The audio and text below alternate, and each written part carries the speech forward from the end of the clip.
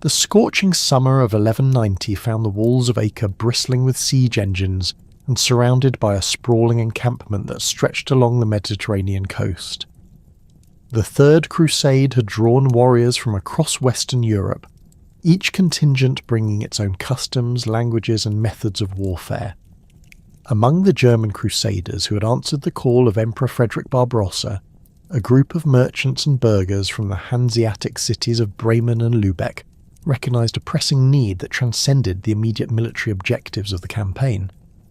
Outside the formidable fortifications of Acre, where Muslim defenders under Saladin's command had withstood Christian siege efforts for nearly 2 years, the conditions in the Crusader camp had deteriorated to a catastrophic state.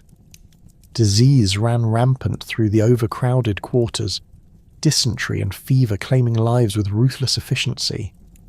The wounded from daily skirmishes and assault attempts lay in makeshift shelters, often without proper medical attention. While the established military orders, the Knights Hospitaller and the Knights Templar, maintained their own medical facilities, these primarily served their members and immediate associates, leaving a significant portion of the German contingent without adequate care. The merchants from Bremen and Lübeck, driven by both practical necessity and religious devotion, established what would initially be known as the Hospital of St. Mary of the Germans in Jerusalem. This field hospital, constructed from sailcloth and timber salvaged from ships, provided a crucial lifeline for German-speaking crusaders who found themselves isolated by language barriers in the predominantly French-speaking medical establishments of the existing orders. The facility operated under the patronage of Duke Frederick of Swabia, son of the recently deceased Emperor Frederick Barbarossa, who had drowned crossing the Salif River in Anatolia earlier that year. The hospital's founding represented more than mere medical pragmatism. The German Crusaders had witnessed firsthand the organisational efficiency and spiritual dedication of the Hospitallers, whose black-robed brothers moved through their wards with practised skill, combining medical knowledge with religious devotion. Similarly, the military prowess of the Templars, with their distinctive white mantles and red crosses, had proven instrumental in numerous engagements against Saladin's forces. These observations planted the seeds of ambition among the German hospital's organisers, who began to envision their charitable institution evolving into something far more significant. The transformation from a temporary medical facility into a permanent religious institution gained momentum following the fall of Acre in July 1191. The successful conclusion of the siege, achieved through the combined efforts of Richard the Lionheart of England and Philip Augustus of France, established a secure Christian foothold in the Holy Land. With the immediate military crisis resolved, the German hospital's administrators could focus on long-term organisational development. They relocated their operations within the captured city, establishing a more permanent structure that could serve the ongoing needs of German pilgrims and crusaders. The hospital's evolution into a military religious order followed a deliberate pattern established by its predecessors. The Hospitallers had originally begun as a charitable organisation, caring for pilgrims in Jerusalem before gradually adopting military functions to protect their charges. The Templars, founded specifically to guard pilgrimage routes, had developed extensive banking and logistical networks that supported their military activities.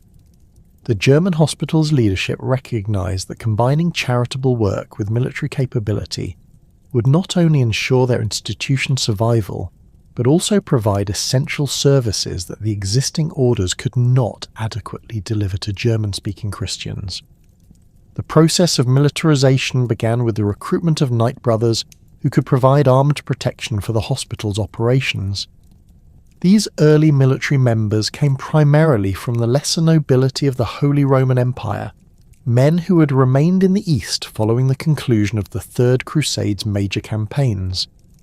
Unlike the purely military focus of the Templars or the primarily medical mission of the Hospitallers, the emerging German order sought to balance both functions equally, creating an institution uniquely suited to the needs of German crusaders and pilgrims. The order's distinctive identity began to crystallize around specific symbols and practices that distinguished it from its predecessors. While the Hospitallers wore black habits with white 8-pointed crosses and the Templars displayed red crosses on white mantles, the German order adopted white mantles bearing black crosses. This colour scheme served multiple symbolic purposes. The white represented purity of purpose and dedication to Christ, while the black cross honoured the memory of Emperor Frederick Barbarossa and connected the order to the imperial traditions of the Holy Roman Empire. The organisational structure that emerged during these formative years reflected careful study of existing models while adapting to specific German needs. The order established 3 primary classes of membership: Knight Brothers, who provided military leadership and heavy cavalry capabilities; Priest Brothers, who conducted religious services and administered sacraments; and Serving Brothers, who handled logistics, medical care and manual labour. This tripartite division ensured that the order could function independently while maintaining the religious discipline expected of a monastic community. The Knight Brothers represented the order's military elite, drawn from the nobility and required to provide their own equipment and horses. These men took the traditional monastic vows of poverty, chastity and obedience, but their interpretation of poverty allowed for the communal ownership of military equipment necessary for their martial duties.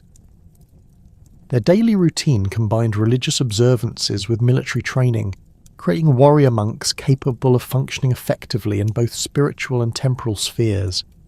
The Priest Brothers, typically recruited from cathedral schools and monastic communities throughout the Holy Roman Empire, provided the theological foundation for the order's activities.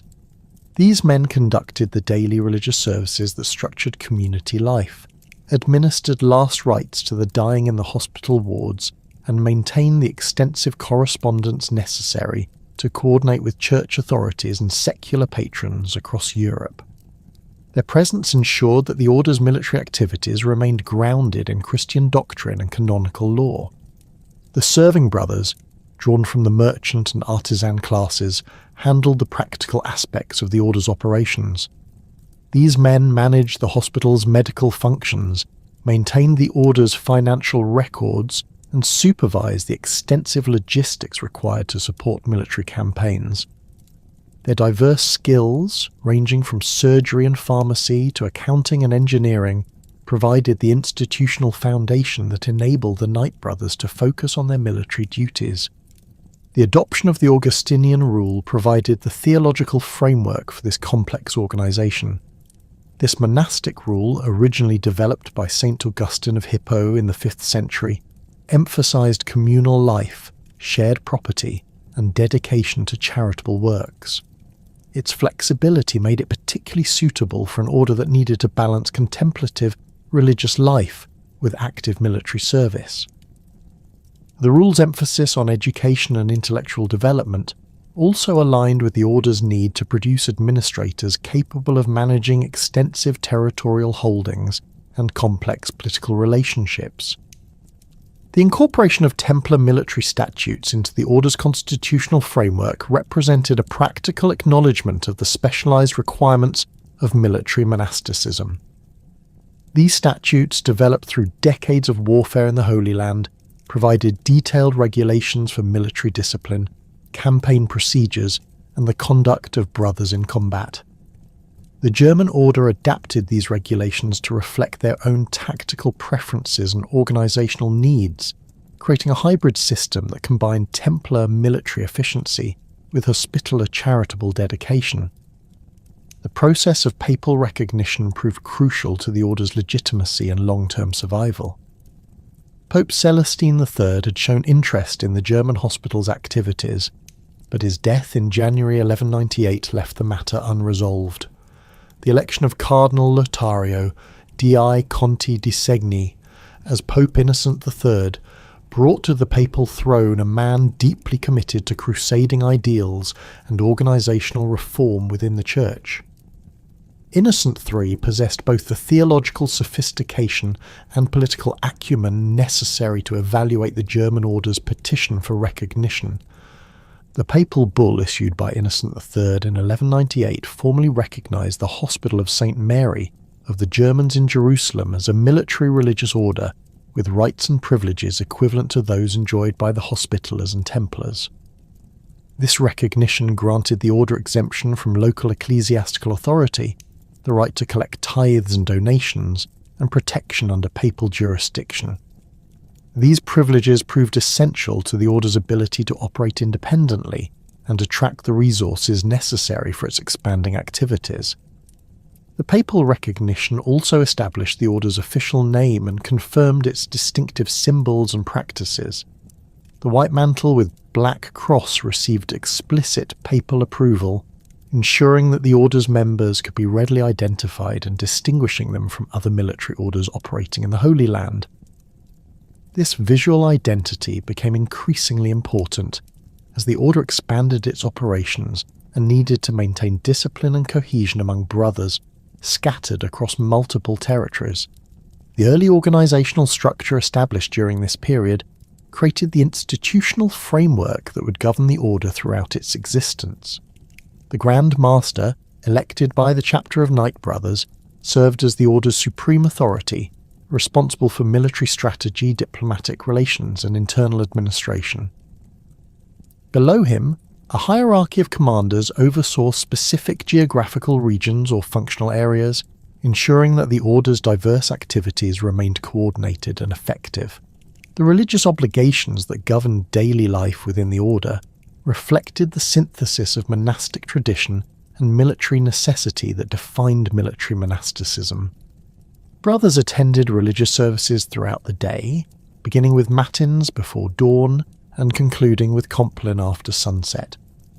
These services provided the spiritual foundation for the order's activities, while also serving practical functions such as coordinating daily schedules and reinforcing communal identity. The distinctive white mantle with black cross became more than merely a uniform. It represented the order's unique identity and mission within the broader crusading movement. The white fabric, often made from fine wool or linen, required careful maintenance and served as a visible reminder of the purity and dedication expected of the order's members. The black cross, carefully embroidered or appliqued onto the left shoulder, connected each brother to the imperial traditions of the Holy Roman Empire, while distinguishing the order from its French-dominated predecessors.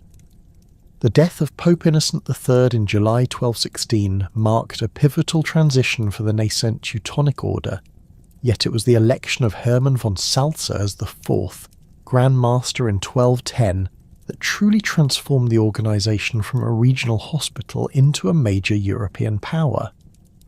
Von Salza, a minor nobleman from Thuringia with extensive experience in imperial administration, possessed the diplomatic acumen and strategic vision necessary to navigate the complex political landscape of 13th century Europe. His 39-year tenure would witness the order's evolution from a charitable institution serving German crusaders into a formidable military and political force with influence extending far beyond the Holy Land. Von Salza's background in the imperial chancery provided him with invaluable insights into the mechanics of medieval diplomacy and administration. Unlike his predecessors, who had focused primarily on establishing the order's presence in the Holy Land, von Salza recognized that long-term success required cultivating relationships with the most powerful secular and ecclesiastical authorities in Europe. His first major diplomatic triumph came through his careful cultivation of Pope Honorius III, who had succeeded Innocent III and inherited the complex challenges of coordinating the Fifth Crusade while managing the growing tensions between the papacy and Emperor Frederick II. The relationship between von Salza and Frederick II developed into one of the most significant political partnerships of the medieval period. Frederick, crowned Holy Roman Emperor in 1220, faced numerous challenges to his authority, including papal opposition to his delayed crusading vows and rebellious nobles within the empire. Von Salza's order offered Frederick a valuable tool for projecting imperial power while fulfilling religious obligations, creating a symbiotic relationship that benefited both parties. The Grand Master's frequent presence at the imperial court allowed him to influence policy decisions while securing unprecedented privileges for his order. The papal bull Pietati Proximum, issued by Honorius III in 1221, represented a watershed moment in the order's development. This document granted the Teutonic Knights extraordinary privileges that placed them on equal footing with the Templars and Hospitallers, while providing additional benefits tailored to their specific needs. The bull confirmed the order's exemption from episcopal authority, granted them the right to construct churches and cemeteries in territories under their control, and authorised them to collect tithes from lands they conquered or administered. Most significantly, the document established the legal framework for the order's expansion beyond the Holy Land, explicitly authorising their participation in crusading activities wherever the Church deemed necessary. The strategic implications of this papal authorisation became apparent almost immediately. While the order maintained its hospital and military commitments in the Holy Land, von Salza began exploring opportunities for expansion into regions where German influence could be more effectively projected.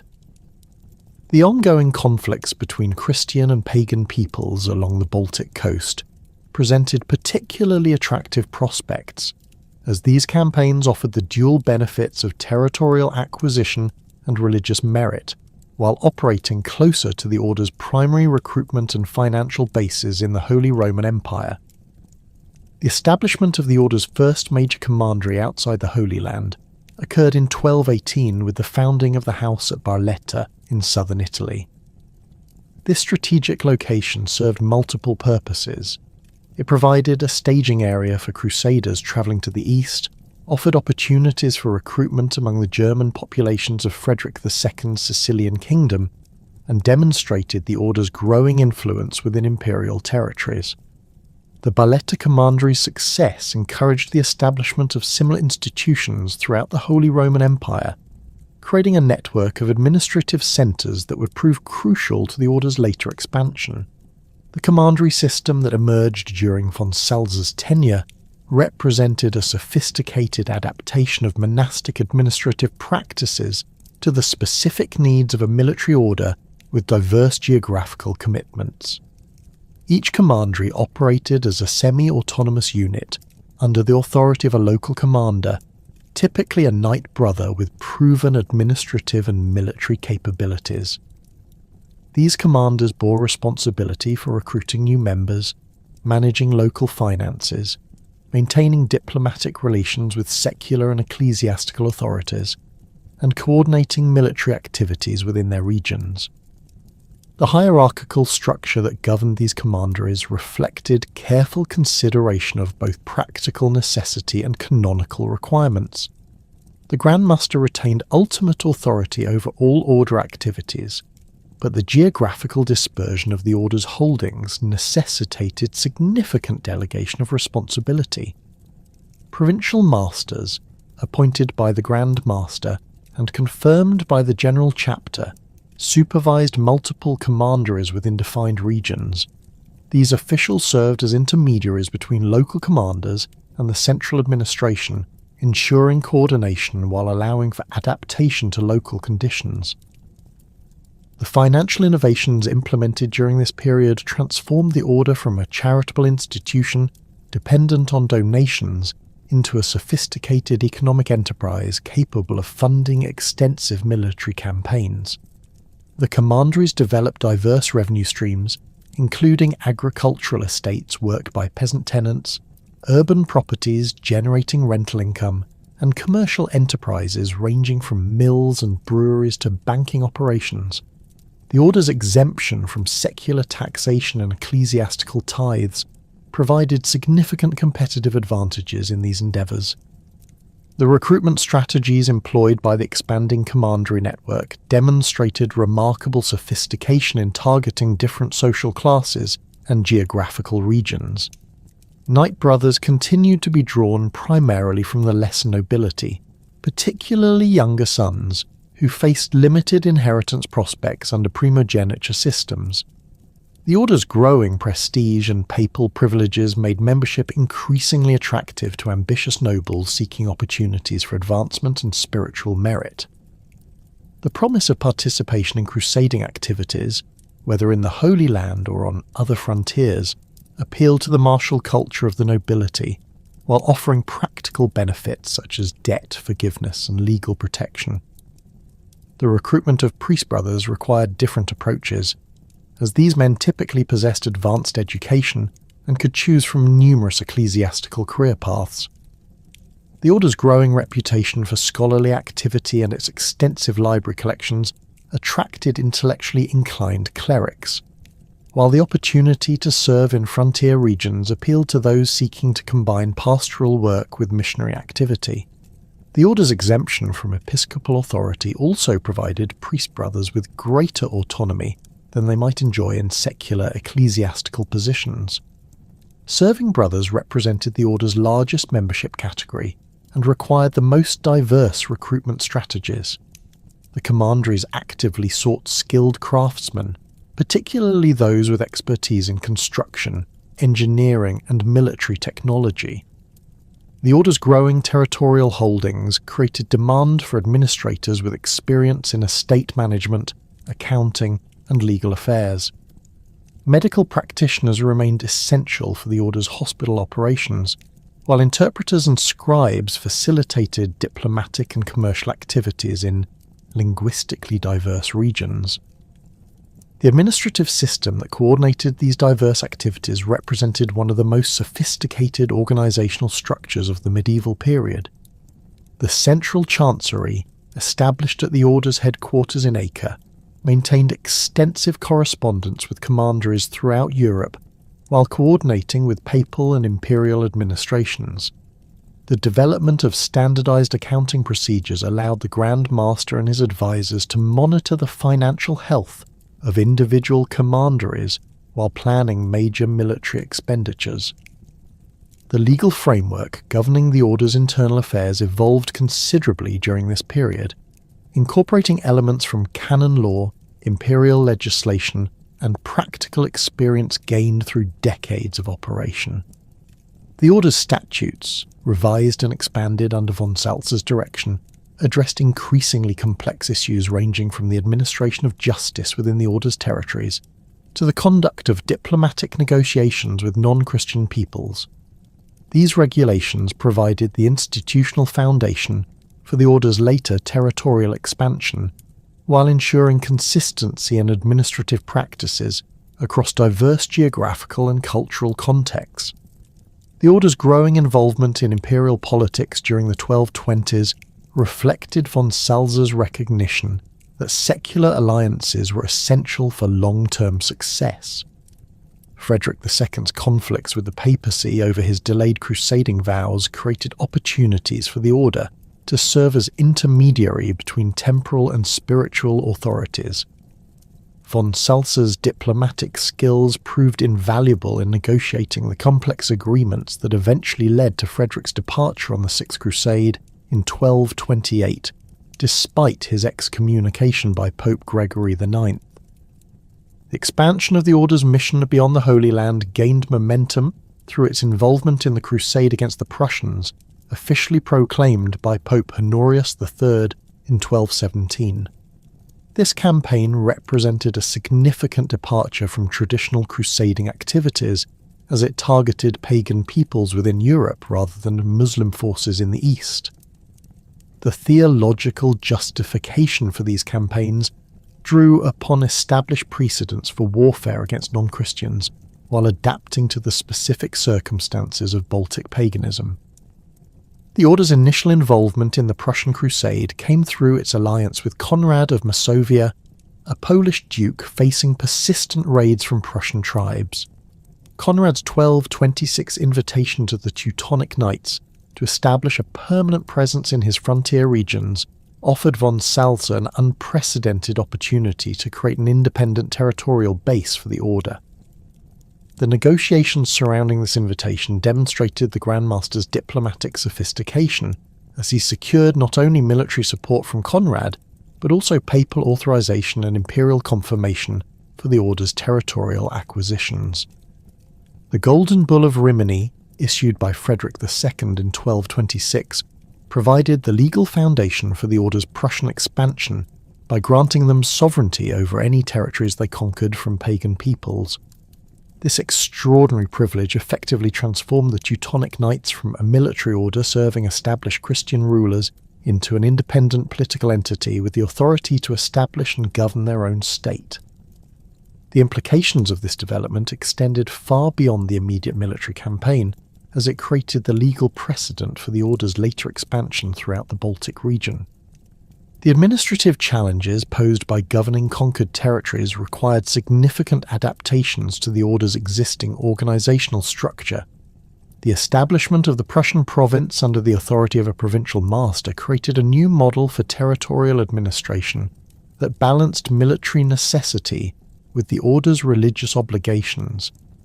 The integration of conquered populations into the Order's administrative system required careful consideration of legal traditions, economic practices, and religious customs, while maintaining the Christian character of the Order's governance. The military innovations developed during the Prussian campaigns reflected the Order's adaptation to new tactical challenges and geographical conditions. The heavily forested terrain and guerrilla warfare tactics employed by Prussian tribes necessitated different approaches from the conventional warfare practiced in the Holy Land. The Order's engineers developed new techniques for constructing fortifications in difficult terrain, while their military commanders adapted cavalry tactics to forest warfare and siege operations against wooden strongholds. The recruitment of local auxiliaries and the establishment of military colonies represented significant departures from the Order's traditional practices. The integration of converted Prussians into the Order's military forces required careful consideration of loyalty and reliability issues, while the establishment of German settlements provided both defensive advantages and economic benefits. These innovations created precedents that would prove crucial for the Order's later expansion into Livonia and other Baltic territories. The Order's growing territorial commitment necessitated significant changes in resource allocation and strategic priorities. The maintenance of military forces in multiple theatres required sophisticated logistical planning and substantial financial resources. The commandery system proved essential in coordinating these efforts, as individual houses could specialise in supporting specific campaigns while contributing to the Order's overall military capabilities. The administrative machinery that Hermann von Salza had constructed throughout the 1220s reached its full potential with the implementation of Frederick II's Golden Bull of Rimini in 1226. This imperial charter represented far more than diplomatic recognition. It constituted a revolutionary grant of sovereignty that transformed the Teutonic Order from a military religious organisation serving established rulers into an autonomous political entity with the authority to conquer, govern, and Christianise entire populations. The bull's language was precise and far-reaching, granting the Order all lands which they shall acquire from the pagans, with full rights of ownership, jurisdiction, and administration. This extraordinary privilege placed the Teutonic Knights in a unique position among medieval military orders, as neither the Templars nor Hospitallers possessed comparable territorial sovereignty. Conrad of Masovia's invitation to the Teutonic Knights emerged from decades of escalating conflict along the Polish-Prussian frontier. The Masovian dukes' territories faced constant pressure from old Prussian tribes who conducted seasonal raids that devastated agricultural settlements, captured slaves, and disrupted trade routes connecting Poland with the Baltic coast. Conrad's own military resources proved insufficient to establish permanent control over the contested borderlands. While his attempts to recruit other military orders had failed to produce lasting solutions, the Teutonic Knights' reputation for military effectiveness, combined with their proven administrative capabilities, made them attractive allies for a duke facing persistent external threats. The negotiations between Conrad and von Salza extended over several years, reflecting the complexity of establishing a new territorial arrangement that satisfied multiple competing interests. Conrad needed military assistance against Prussian raiders, but he also required assurance that his new allies would not eventually threaten his own territories. Von Salza sought territorial concessions that would provide the Order with sufficient resources to sustain long-term military operations while creating opportunities for expansion beyond Conrad's immediate borders. The final agreement, formalised through a series of charters issued between 1226 and 1230, granted the Order control over the Chelmno land and promised additional territorial grants for successful campaigns against Prussian tribes. The Order's military preparations for the Prussian campaign demonstrated the sophisticated logistical capabilities that von Salza had developed through decades of crusading experience. Unlike the improvised expeditions that characterized many medieval military ventures, the Teutonic Knights' Prussian enterprise represented a carefully planned colonization effort designed to establish permanent Christian control over conquered territories. The Order assembled not only military forces but also civilian specialists, including engineers, administrators, clergy and craftsmen, necessary for constructing and governing new settlements.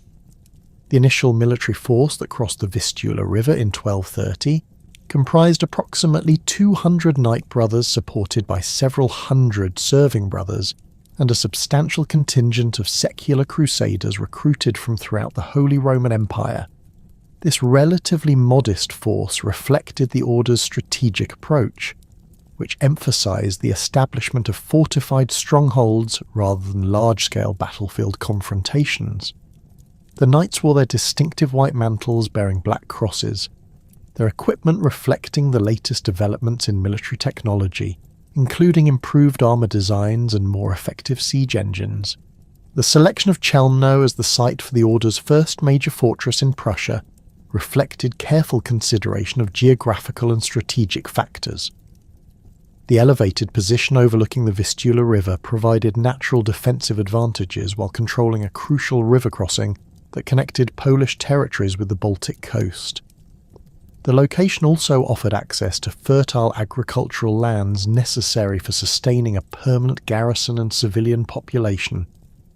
The construction of Chelmno Castle began immediately upon the Order's arrival, employing advanced engineering techniques that the knights had learned through their experiences in the Holy Land and Mediterranean regions.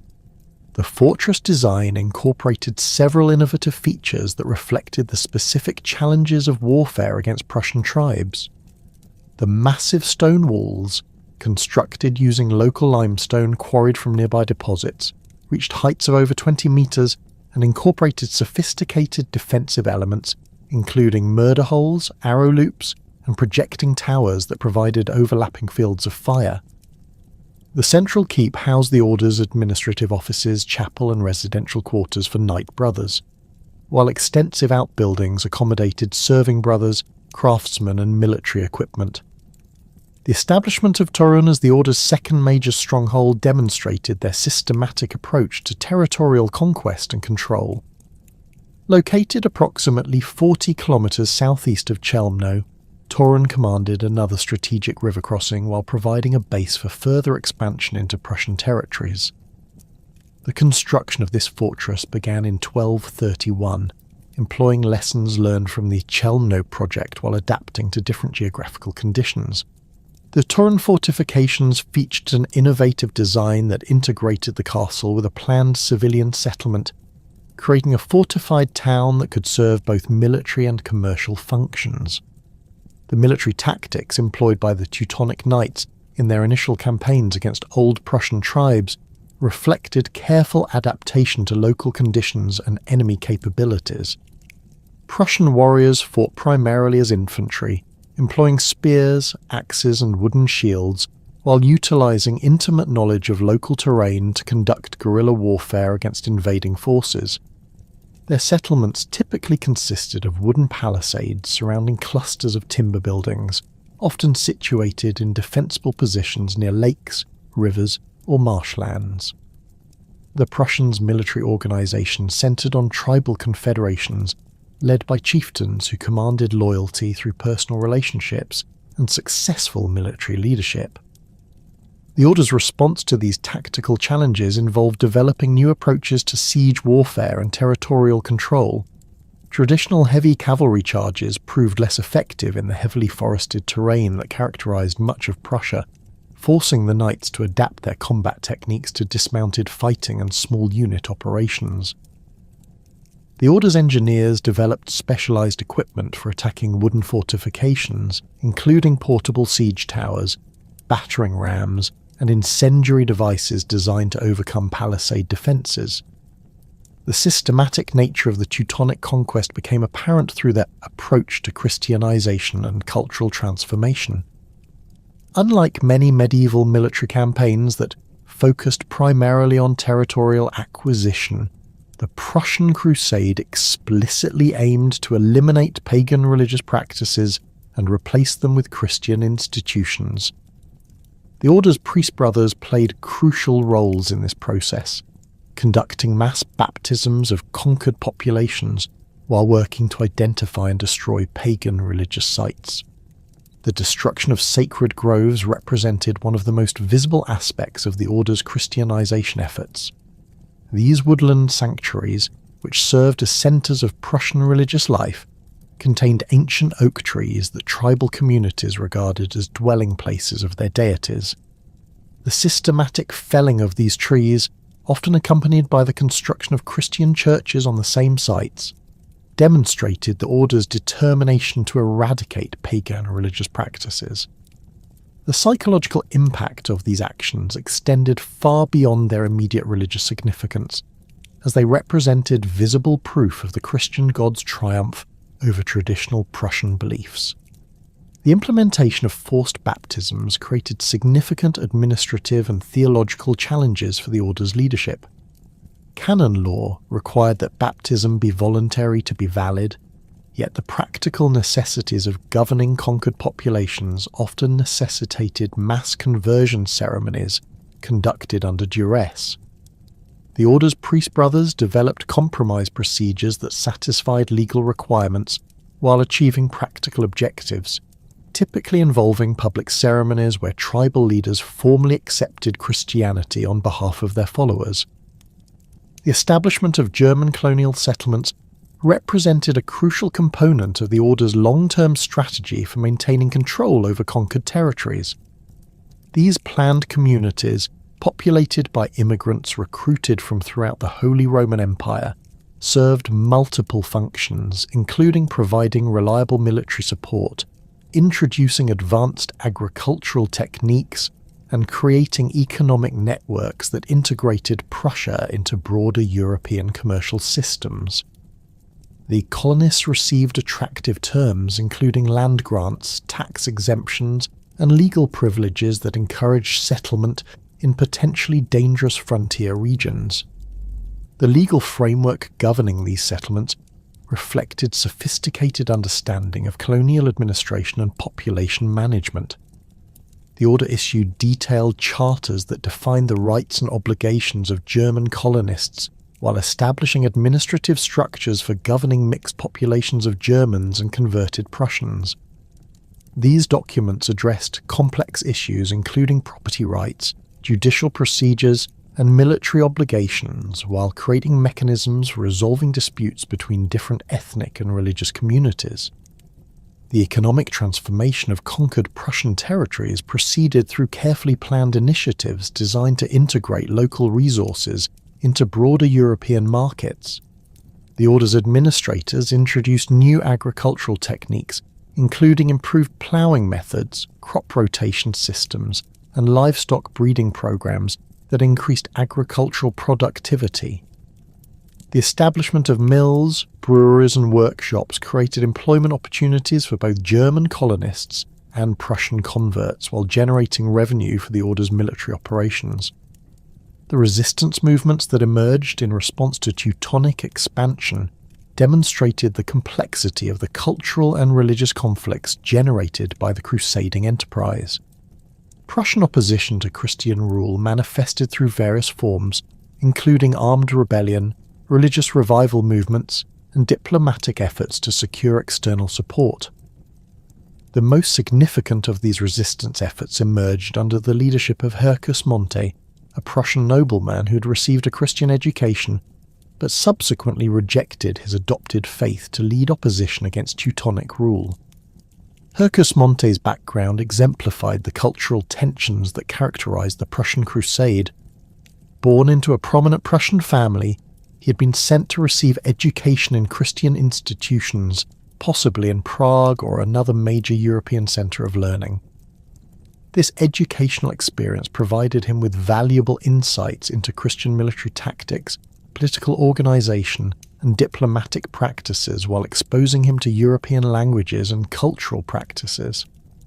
His subsequent return to paganism and assumption of leadership in anti-Teutonic resistance movements represented a calculated rejection of Christian civilization rather than simple adherence to traditional beliefs.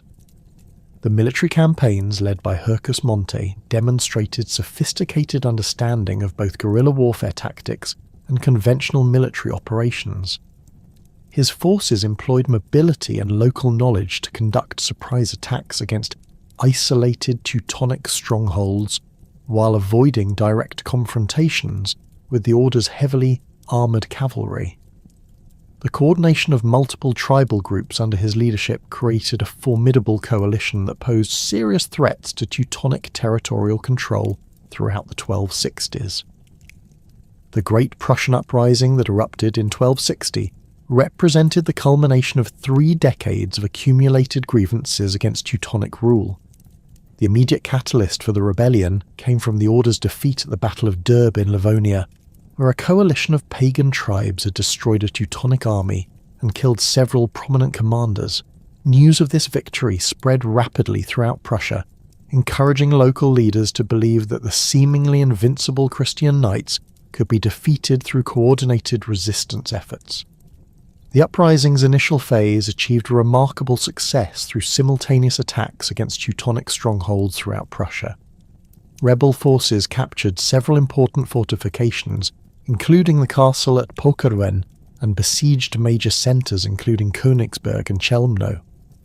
The coordination of these attacks demonstrated sophisticated planning and communication networks that the Order's intelligence operations had failed to detect or disrupt.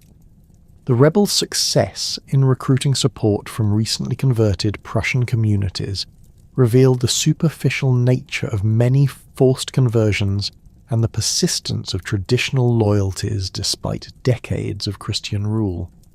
The Order's response to the uprising required fundamental changes in military strategy and resource allocation. The loss of several important strongholds forced the Knights to adopt defensive tactics while seeking reinforcements from their European commanderies. The rebellion's duration, extending over 14 years, strained the Order's financial resources and required sustained support from papal and imperial authorities. The conflict's intensity and geographical scope exceeded anything the Order had previously experienced, testing the organisational structures and administrative systems that von Salza had created during the previous decades. The catastrophic defeat of the Livonian Brothers of the Sword at the Battle of Saul in September 1236 sent shockwaves throughout the Baltic crusading establishment and created an unprecedented opportunity for Teutonic expansion. The Brothers of the Sword, officially known as the Fratres Militiae Christi de Livonia, had operated independently in the Baltic region since 1202, carving out territories in modern-day Latvia and southern Estonia through a combination of military conquest and diplomatic manoeuvring. Their defeat at Saula, where Master Volquin and 48 Knight brothers perished alongside their Lithuanian and Estonian allies against a coalition of Samogitian and Lithuanian forces, effectively destroyed the Order as an independent military organisation. The surviving Brothers of the Sword found themselves in an untenable position following the disaster. Their remaining strongholds scattered across Livonia faced immediate threats from resurgent pagan forces, while their depleted membership lacked the resources necessary for effective defence. The papal legate William of Modena, who had been coordinating crusading activities throughout the Baltic region, recognised that the incorporation of the surviving sword brothers into the larger and more stable Teutonic Order represented the only viable solution for maintaining Christian control over the conquered territories. The negotiations surrounding this incorporation reveal the complex political dynamics that governed military orders in the 13th century. The surviving sword brothers, led by their remaining commanders, initially resisted complete absorption into the Teutonic Order, preferring to maintain some degree of organisational autonomy while accepting Teutonic protection and support. Hermann von Salza, despite his advancing age, demonstrated characteristic diplomatic skill in crafting an arrangement that satisfied all parties while advancing Teutonic interests in the region. The formal incorporation ceremony took place in Vitebsk during May 1237, where the surviving sword brothers formally transferred their allegiance to the Teutonic Order, while retaining certain privileges and positions within the new organisational structure. The agreement established the Livonian branch of the Teutonic Order as a semi-autonomous province under the authority of a Landmeister, who would report directly to the Grand Master in Prussia. This arrangement allowed the Teutonic Order to expand its territorial holdings, while providing the former sword brothers with the military and financial support necessary for their survival. The geographical scope of the territories that passed to Teutonic control through this incorporation was substantial. The former sword brothers' holdings included significant portions of modern-day Latvia, including the strategically crucial city of Riga, with its important commercial harbour, extensive agricultural lands along the Daugava River, and a network of fortified strongholds that controlled key river crossings and trade routes. The inheritance also included ongoing military commitments against various Baltic tribes and complex diplomatic relationships with the Novgorod Republic, Denmark, and various Lithuanian principalities. The city of Riga, founded by Bishop Albert of Buxhoeveden in 1201, represented the crown jewel of the Teutonic Order's new Livonian acquisitions. This thriving commercial centre had developed into one of the most important trading hubs in the Baltic region, facilitating commerce between German merchants and Russian traders, while serving as the primary entry point for crusaders and colonists travelling to the Baltic frontier. The city's strategic location at the mouth of the Daugava River provided access to the extensive river systems that penetrated deep into the Russian interior, creating opportunities for both military operations and commercial expansion. The complex political situation in Riga required careful navigation by the new Teutonic administrators. The city's governance involved multiple competing authorities, including the archbishop, who claimed ecclesiastical jurisdiction over the region, the German merchant community organised through various guilds, and the remnants of the Sword Brothers' administrative structure. The Teutonic Order's assumption of military and political control necessitated delicate negotiations with these existing power centres, while establishing clear lines of authority that would enable effective governance.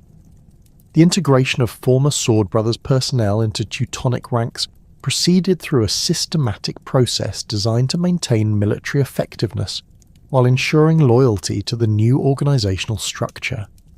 Experienced Sword Brothers Knights received appointments as castellans and military commanders in Livonian strongholds, their intimate knowledge of local conditions and enemy tactics proving invaluable for the Order's military operations. The process required careful evaluation of individual loyalties and capabilities, as some former Sword Brothers struggled to adapt to the more rigid organisational culture of the Teutonic Order. The military challenges facing the newly expanded Teutonic Order in Livonia differed significantly from those encountered in Prussia. The Baltic tribes of Courland, Semigalia, and northern Lithuania possessed more sophisticated military organisations and maintained extensive diplomatic relationships with neighbouring Christian powers. The Curonians, in particular, had developed formidable naval capabilities that enabled them to conduct raids throughout the Baltic Sea while maintaining trade relationships with Scandinavian merchants. The conquest of Courland began in earnest during 1238 as Teutonic forces launched coordinated campaigns designed to eliminate organised resistance while establishing permanent control over strategic locations. The Curonian Tribal Confederation, led by King Lamachins, initially attempted to resist through conventional military confrontations, assembling large armies that met Teutonic forces in several major battles. The superior armour, training, and tactical coordination of the German knights proved decisive in these engagements, though Curonian forces demonstrated remarkable resilience and adaptability in their resistance efforts. The Siege of Embute in 1239 exemplified the tactical challenges that characterised the Livonian campaigns. This Curonian stronghold, situated on a fortified island in Lake Embute, utilised natural defensive advantages that neutralised many of the Teutonic Order's conventional military advantages. The German knights' heavy cavalry proved ineffective in the marshy terrain surrounding the lake, while the fortress's wooden palisades and earthwork defences required specialised siege techniques adapted to local conditions. The Teutonic engineers responded to these challenges by developing innovative siege methods that incorporated lessons learned from their Prussian campaigns while adapting to the specific geographical conditions of Kurland. They constructed floating platforms that enabled their siege engines to approach the island fortress while developing specialised incendiary devices designed to overcome wooden fortifications. The successful capture of Embute after a 3-month siege demonstrated the Order's ability to adapt their military techniques to diverse tactical situations. The semi-Gallian campaigns presented different challenges, as this tribal confederation had developed more sophisticated political and military organisations than their Curonian neighbours. The semi-Gallians maintained extensive diplomatic relationships with Lithuanian princes, and had adopted certain elements of Christian military technology, while retaining their traditional religious and cultural practices. Their resistance to Teutonic expansion involved both conventional military operations and guerrilla warfare tactics that exploited their intimate knowledge of local terrain. The Battle of Eiskraukle in 1241 represented one of the largest military confrontations of the Livonian campaigns, as a coalition of semi-Gallian, Lithuanian, and Russian forces attempted to halt Teutonic expansion through a decisive military victory. The Allied army, numbering approximately 8,000 warriors, assembled near the Daugava river crossing at Eiskraukle, where they hoped to destroy a Teutonic force of roughly 1,200 knights and supporting troops. The engagement demonstrated the evolution of Baltic military tactics, as the pagan coalition employed coordinated cavalry charges and sophisticated battlefield communications that reflected increasing military sophistication. The Teutonic victory at Eiskraukle resulted from superior military discipline and tactical flexibility rather than overwhelming numerical advantage. The German knights employed a defensive formation that absorbed the initial coalition assault while creating opportunities for counterattacks that exploited gaps in the enemy formation. The battle's outcome effectively ended organised semi-Gallian resistance and established Teutonic control over the central Daugava River valley, though guerrilla warfare continued for several additional years. The expansion into Estonian territories brought the Teutonic Order into direct conflict with the Novgorod Republic, one of the most powerful political entities in medieval Russia. Novgorod's commercial interests in the Baltic region, combined with their Orthodox Christian identity, created inevitable tensions with the Catholic crusading enterprise that the Teutonic Order represented. The city-state's extensive trade networks and military capabilities posed significant challenges for Teutonic expansion, while offering opportunities for diplomatic and commercial cooperation under appropriate circumstances. The diplomatic complexity of Novgorod relations reflected the broader political dynamics of medieval Eastern Europe, where religious, commercial and territorial considerations intersected in constantly shifting patterns of alliance and conflict. Prince Alexander Nevsky, who served as Novgorod's military commander during this period, possessed exceptional strategic insight and diplomatic skill that enabled him to navigate these complex relationships while defending Novgorod's interests against various external threats. The immediate cause of military conflict between the Teutonic Order and Novgorod emerged from competing claims over the city of Pskov and its surrounding territories. This strategically located stronghold controlled important trade routes, connecting Novgorod with the Baltic coast while serving as a crucial defensive position against Western invasions. The Teutonic Order's expansion into Estonian territories brought them into direct contact with Pskov's sphere of influence, creating territorial disputes that proved impossible to resolve through diplomatic negotiations. The capture of Pskov by Teutonic forces in September 1240 represented a significant strategic victory that extended German control deep into traditional Russian territories. The operation involved careful coordination between Teutonic Knights and their Estonian allies, who provided crucial intelligence about local defensive preparations and political loyalties. The city's capture enabled the Order to establish a forward base for further expansion while demonstrating their military capabilities to potential allies and enemies throughout the region. Alexander Nevsky's response to the Teutonic capture of Pskov demonstrated the military and political skills that would establish his reputation as one of medieval Russia's greatest leaders. Rather than attempting immediate recapture through a hasty military campaign, Nevsky spent several months assembling a coalition force that combined Novgorod's professional military units with auxiliary forces recruited from throughout northwestern Russia. His careful preparation included gathering detailed intelligence about Teutonic military capabilities and developing tactical plans specifically designed to counter German heavy cavalry advantages. The campaign that culminated in the Battle on the Ice began during the winter of 1241 to 1242, as Nevsky's forces advanced westward from Novgorod toward Pskov. The Russian army, numbering approximately 5,000 warriors, included heavily armoured cavalry units, professional infantry formations, and auxiliary troops recruited from various allied communities. Nevsky's strategic approach emphasised mobility and tactical flexibility, avoiding direct confrontations with Teutonic strongholds while seeking opportunities to engage enemy forces under favourable conditions. The Teutonic response to Nevsky's advance reflected confidence in their military superiority and experience gained through decades of successful campaigns against various Baltic opponents. The German force, commanded by Landmeister Andreas von Velven, comprised approximately 800 knights supported by Estonian auxiliaries and various other allied troops.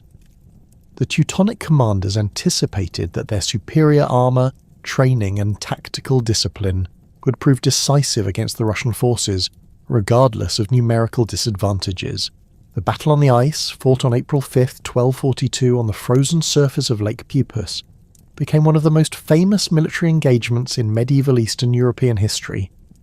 The battle's location on frozen water created unique tactical conditions that influenced both armies' strategic approaches. Nevsky positioned his forces to take advantage of the ice conditions, while exploiting weaknesses in the Teutonic battle formation that had proven effective in previous campaigns against different opponents. The engagement began with a traditional Teutonic cavalry charge, led by heavily armoured knights in their characteristic wedge formation. This tactical approach, known as the Pig's Head or Cuneus formation, concentrated maximum striking power at a single point in the enemy line, while providing mutual protection for individual knights through coordinated movement and overlapping defensive coverage. The formation had proven devastatingly effective against various Baltic tribal armies, where initial shock often resulted in complete enemy collapse. Nevsky's tactical response demonstrated sophisticated understanding of Teutonic military methods and careful preparation for countering their conventional advantages. The Russian commander deployed his forces in a defensive formation that absorbed the initial German charge while creating opportunities for flanking attacks that exploited the knights' reduced mobility on ice. The engagement's decisive phase occurred when Russian forces succeeded in surrounding significant portions of the Teutonic army, forcing individual knights to fight in isolated groups where their tactical advantages proved less effective. The battle's outcome represented a significant defeat for Teutonic expansion in the region, with Landmeister Andreas von Welven among the casualties and substantial numbers of knights killed or captured. The psychological impact of the defeat extended far beyond its immediate military consequences, as it demonstrated that the seemingly invincible German knights could be defeated through appropriate tactical preparation and strategic planning. The victory enhanced Alexander Nevsky's reputation throughout Russia, while encouraging other potential opponents of Teutonic expansion. The aftermath of the battle on the ice forced the Teutonic Order to reconsider their strategic approach to expansion in the eastern Baltic region. The loss of Pskov and the destruction of significant military forces required careful evaluation of available resources and strategic priorities. The Order's leadership recognized that further expansion eastward would require substantially greater military commitments, while offering uncertain prospects for success against increasingly sophisticated opponents. The construction and fortification of major strongholds throughout the newly acquired Livonian territories proceeded according to systematic plans designed to establish permanent control while providing bases for further military operations. The fortress at Reval, modern-day Tallinn, represented one of the most significant of these construction projects. This strategic location on the Baltic coast provided the Order with an important naval base while controlling trade routes connecting Novgorod with Western European markets. The Reval fortifications incorporated advanced defensive technologies that reflected the Order's accumulated experience in fortress construction throughout their various territorial holdings. The massive stone walls, constructed using local limestone, reached heights exceeding 25 metres, while incorporating sophisticated defensive features including multiple gate systems, projecting towers, and carefully designed approaches that channeled attacking forces into killing zones.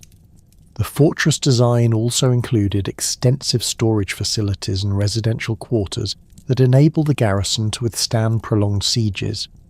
The establishment of Königsberg as the Order's primary administrative centre in Prussia continued during this period, with ongoing construction projects that transformed the original fortress into a major urban centre. The city's strategic location at the mouth of the Pregel River provided access to important trade routes, while serving as the administrative headquarters for the Order's expanding territorial holdings. The construction of the cathedral, begun in 1265, demonstrated the Order's commitment to establishing permanent Christian institutions in conquered territories. The urban planning principles employed in Königsberg's development reflected sophisticated understanding of medieval city design and administration. The planned layout incorporated separate districts for different social and economic functions, including residential areas for German colonists, commercial quarters for merchants and craftsmen, and administrative complexes for the Order's governmental operations. The city's defensive walls and fortified gates provided protection while controlling access and facilitating the collection of customs duties and other revenues. The final subjugation of the old Prussian stronghold at Laukishkin in 1283 marked the culmination of over 5 decades of systematic conquest and represented the complete transformation of Prussia from a collection of pagan tribal territories into the unified monastic state of Prussia. This achievement came at enormous cost, with contemporary chroniclers estimating that the native Prussian population had declined by approximately 60% through warfare, forced migration, and disease. The survivors found themselves incorporated into a rigidly hierarchical society, where German colonists occupied privileged positions, while converted Prussians faced legal and social restrictions that limited their participation in the new Christian order. The establishment of the monastic state represented an unprecedented experiment in medieval governance, creating a unique political entity where a religious military order exercised complete sovereignty over extensive territories and diverse populations. Unlike other medieval states ruled by hereditary monarchs or elected officials, Prussia operated under the direct authority of the Teutonic Order's Grand Master, who combined spiritual leadership with temporal power in ways that challenged traditional concepts of political legitimacy. The state's governmental structure reflected this dual nature, incorporating elements from monastic administration, imperial bureaucracy, and colonial governance systems developed through decades of territorial expansion. The administrative capital established at Marienburg beginning in 1274 demonstrated the Order's commitment to creating a permanent governmental centre worthy of their growing power and prestige. The massive fortress complex constructed on an island in the Nogat River employed the most advanced architectural and engineering techniques available in 13th century Europe. The project required the labour of thousands of workers, including skilled stonemasons recruited from throughout the Holy Roman Empire, local craftsmen trained in specialised construction techniques, and countless labourers who transported materials and performed basic construction tasks. The fortress design incorporated lessons learned from decades of military architecture development, creating a complex that served simultaneously as military stronghold, administrative centre, and symbolic representation of Teutonic power. The High Castle, constructed during the initial phase of building, housed the Grand Master's residential quarters, the Order's central archives, and the elaborate chapel where the most important religious ceremonies took place. The Middle Castle, added during subsequent construction phases, provided accommodation for the Order's administrative staff, visiting dignitaries, and the extensive household necessary to support the Grand Master's court. The architectural grandeur of Marienburg reflected the Order's accumulated wealth and their desire to project power through monumental construction. The Great Refectory, with its soaring vaulted ceiling supported by massive granite columns, could accommodate over 400 diners during formal occasions, while the intricate stone carvings that decorated doorways and windows demonstrated the highest levels of medieval craftsmanship. The complex included sophisticated heating systems that utilised hypocaust technology adapted from Roman precedents, ensuring comfort during the harsh Baltic winters that characterised the region. The transfer of the Grand Master's residence from Venice to Marienburg in 1309 symbolised the Order's transformation from a crusading organisation focused on the Holy Land into a territorial power centred in the Baltic region. Grand Master Siegfried von Feuchtwangen's decision to relocate the Order's headquarters reflected practical considerations regarding the administration of their extensive Prussian and Livonian holdings, as well as recognition that the Order's future lay in Northern Europe rather than the increasingly precarious Christian positions in the Eastern Mediterranean. The economic foundations that supported this territorial expansion rested upon the Order's strategic control of crucial Baltic trade routes and their systematic exploitation of the region's natural resources. The amber deposits found along the Prussian coast provided one of the most valuable commodities in medieval European commerce, with Teutonic merchants establishing monopolistic control over amber extraction, processing, and distribution. The Order's agents operated throughout Europe, selling amber jewellery, religious artefacts, and decorative objects to wealthy customers who prized the material's beauty and supposed medicinal properties. The grain trade represented an even more significant source of revenue, as the fertile lands of Prussia and Livonia produced substantial agricultural surpluses that could be exported to food deficit regions throughout northern and western Europe. The Order's control of major river systems, including the Vistula, Pregil, and Daugava, enabled them to transport grain efficiently from agricultural regions to Baltic ports, where it could be loaded onto ships bound for markets in England, Flanders, and other commercial centres. The development of standardised weights and measures, along with quality control systems that ensured consistent grain standards, enhanced the Order's reputation as reliable trading partners. The establishment of Danzig as the Order's primary commercial port during the late 13th century created one of medieval Europe's most important trading centres. The The city's strategic location at the mouth of the Vistula River provided access to the extensive river systems that drained much of Poland and western Russia, while its excellent natural harbour could accommodate the largest merchant vessels of the period. The Order's investment in harbour improvements, including the construction of massive stone quays and sophisticated crane systems for loading and unloading cargo, transformed Danzig into a major commercial hub that attracted merchants from throughout northern Europe. The Hanseatic League's recognition of Danzig as a member city in 1361 formalised the port's status within the broader network of German trading cities that dominated Baltic commerce. This membership provided Teutonic merchants with privileged access to markets throughout the Hanseatic sphere, while creating diplomatic relationships that enhanced the Order's political influence. The League's collective bargaining power enabled member cities to negotiate favourable trading terms with foreign governments while providing mutual support against piracy and other commercial threats. The Order's commercial success enabled them to finance increasingly elaborate military campaigns that extended their influence far beyond their core territorial holdings.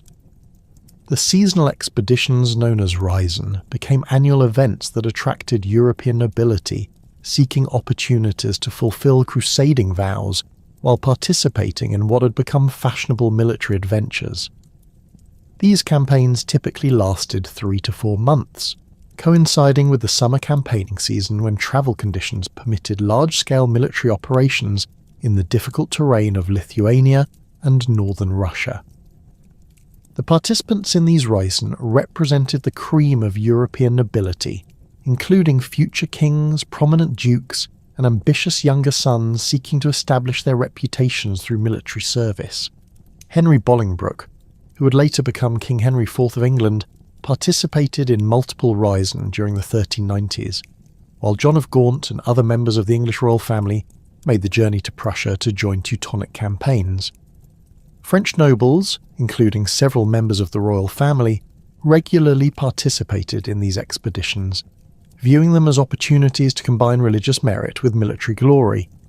The logistics required to support these international military expeditions demonstrated the sophisticated administrative capabilities that the Order had developed through decades of territorial governance. The Teutonic administrators coordinated transportation, accommodation and supply for hundreds of foreign knights and their retinues, ensuring that participants received appropriate hospitality while maintaining the military effectiveness of the campaigns. The Order's extensive network of castles and commanderies throughout Prussia provided staging areas and supply bases that enabled these large-scale operations. The Lithuanian campaigns that formed the primary focus of the Reisen presented unique military challenges that differed significantly from the Order's earlier conquests in Prussia and Livonia.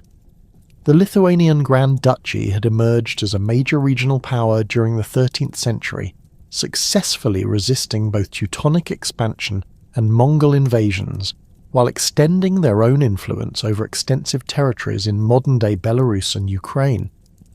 The Lithuanian military organization combined traditional Baltic tribal structures with innovations borrowed from their various opponents, creating formidable armed forces capable of challenging Teutonic supremacy.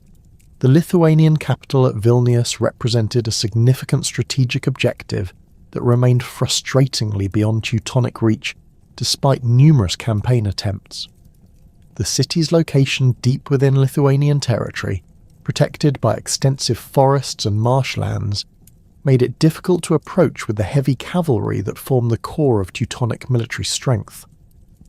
Lithuanian forces employed defensive strategies that avoided direct confrontation while conducting harassing attacks against Teutonic supply lines and isolated detachments. The Battle of Grunwald in 1410 would eventually demonstrate the limitations of the Reisen system, but during the height of Teutonic power in the 14th century, these campaigns served important political and economic functions beyond their stated military objectives. The annual influx of European nobility provided the Order with valuable diplomatic contacts, while generating substantial revenue through the sale of supplies, equipment and luxury goods to wealthy participants. The campaigns also served as recruitment opportunities, as some participants chose to join the order permanently after experiencing the attractions of life in the Baltic region. The cultural achievements that accompanied this period of territorial and economic expansion reflected the order's desire to establish themselves as patrons of learning and artistic achievement worthy of their elevated political status.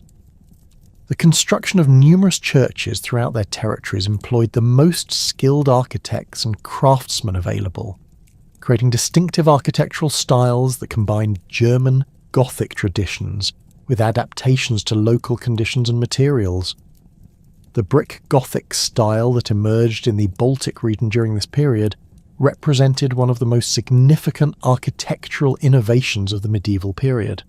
The Church of St. Mary in Danzig, begun in 1343, exemplified the monumental scale and architectural sophistication of Teutonic ecclesiastical construction.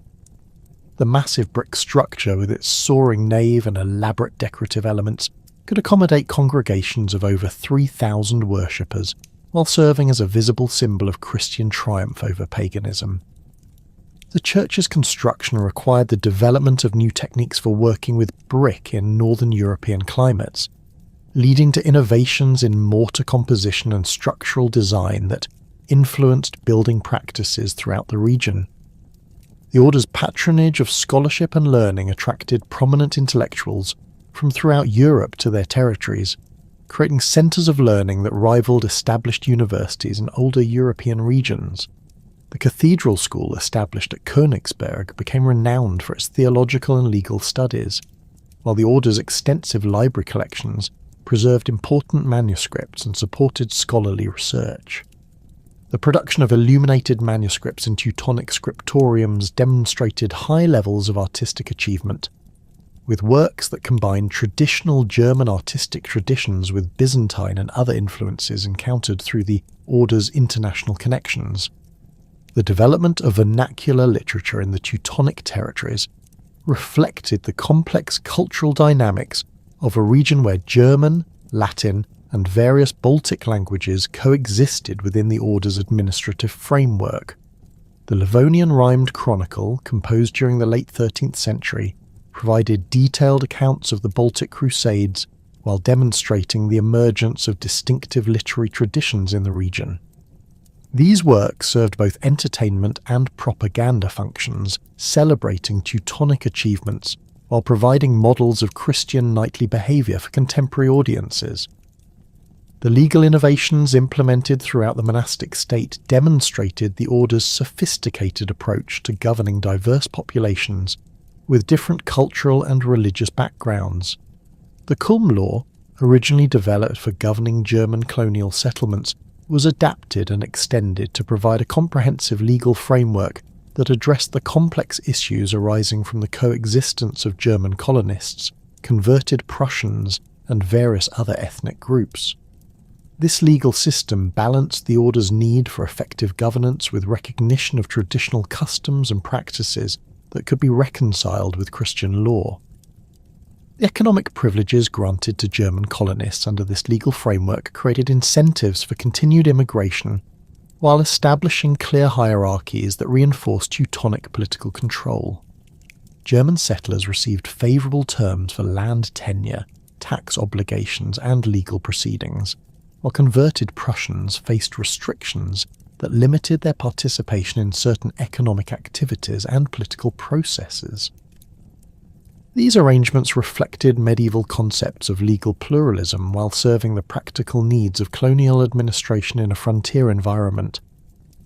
The judicial system established throughout the order's territories incorporated elements from canon law, imperial legislation, and local customs, creating a complex legal framework that required specialised training and expertise to administer effectively.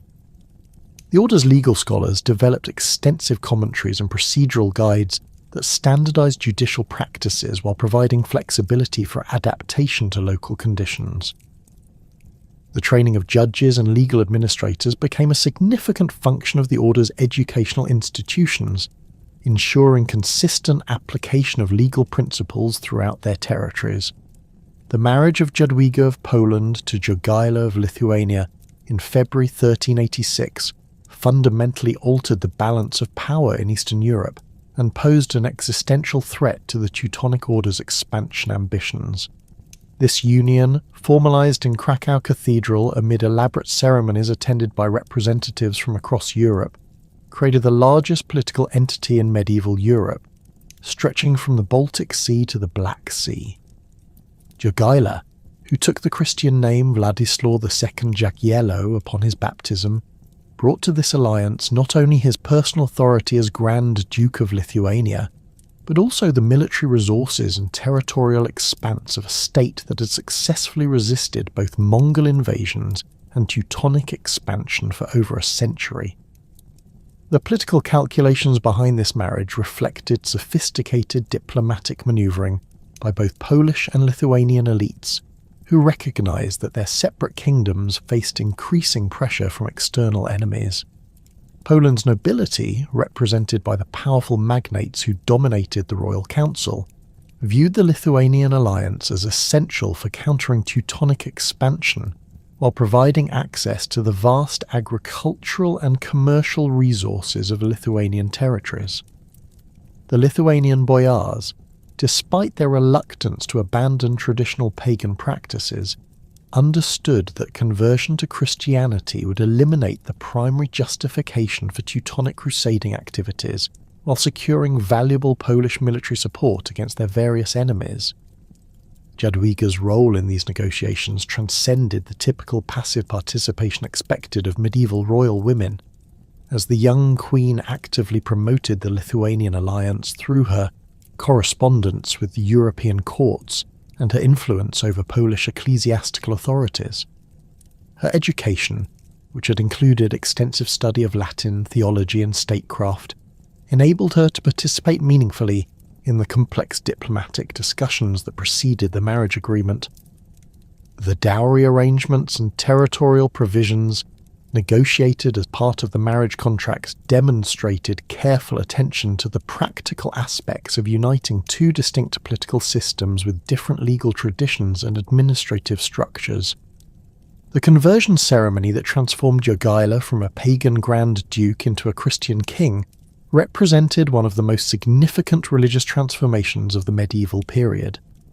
The elaborate baptismal ritual, conducted by Archbishop Bodzanta of Gniezno in the presence of Polish nobles and foreign dignitaries, employed the most solemn forms of Christian initiation, while incorporating symbolic elements designed to emphasize the convert's complete rejection of pagan beliefs. The ceremony included the ritual destruction of pagan religious objects and the formal renunciation of traditional Lithuanian deities, actions that carried profound political implications beyond their immediate religious significance. The mass conversion of Lithuanian nobility that followed Jogaila's baptism proceeded according to carefully planned procedures designed to ensure genuine acceptance of Christian doctrine while maintaining political stability within the Grand Duchy. Lithuanian boyars who chose to convert received confirmation of their existing territorial holdings and privileges, while those who resisted faced potential loss of political influence and property rights. The conversion process required extensive educational efforts, as many Lithuanian nobles possessed limited knowledge of Christian theology and needed instruction in basic doctrinal principles before they could participate meaningfully in Christian religious practices. The establishment of new bishoprics throughout Lithuanian territories provided the institutional framework necessary for implementing systematic Christianization policies.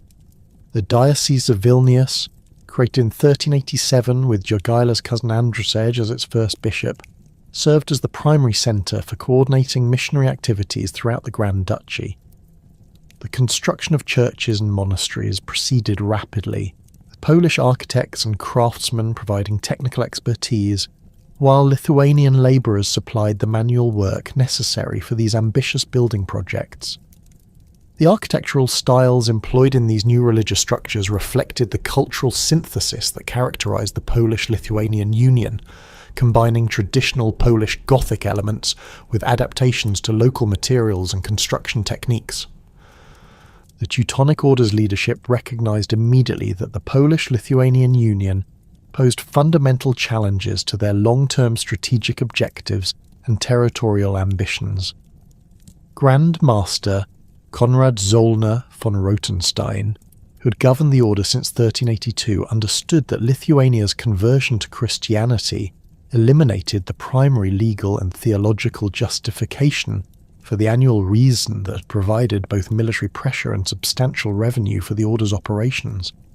The papal bulls that had authorized crusading activities against pagan Lithuania could not legitimately be extended to warfare against a Christian kingdom, regardless of the sincerity or completeness of the conversion process. The order's propaganda efforts to discredit the Lithuanian conversion reflected their desperate attempts to maintain papal support for continued military operations in the region. Teutonic chroniclers and diplomats argued that Jogaila's baptism represented a calculated political maneuver rather than genuine religious conviction, pointing to the persistence of pagan practices in remote Lithuanian territories as evidence that Christianization remained incomplete. These arguments gained some support among European courts, where skepticism about Lithuanian sincerity provided convenient justification for maintaining traditional alliances with the Teutonic Order.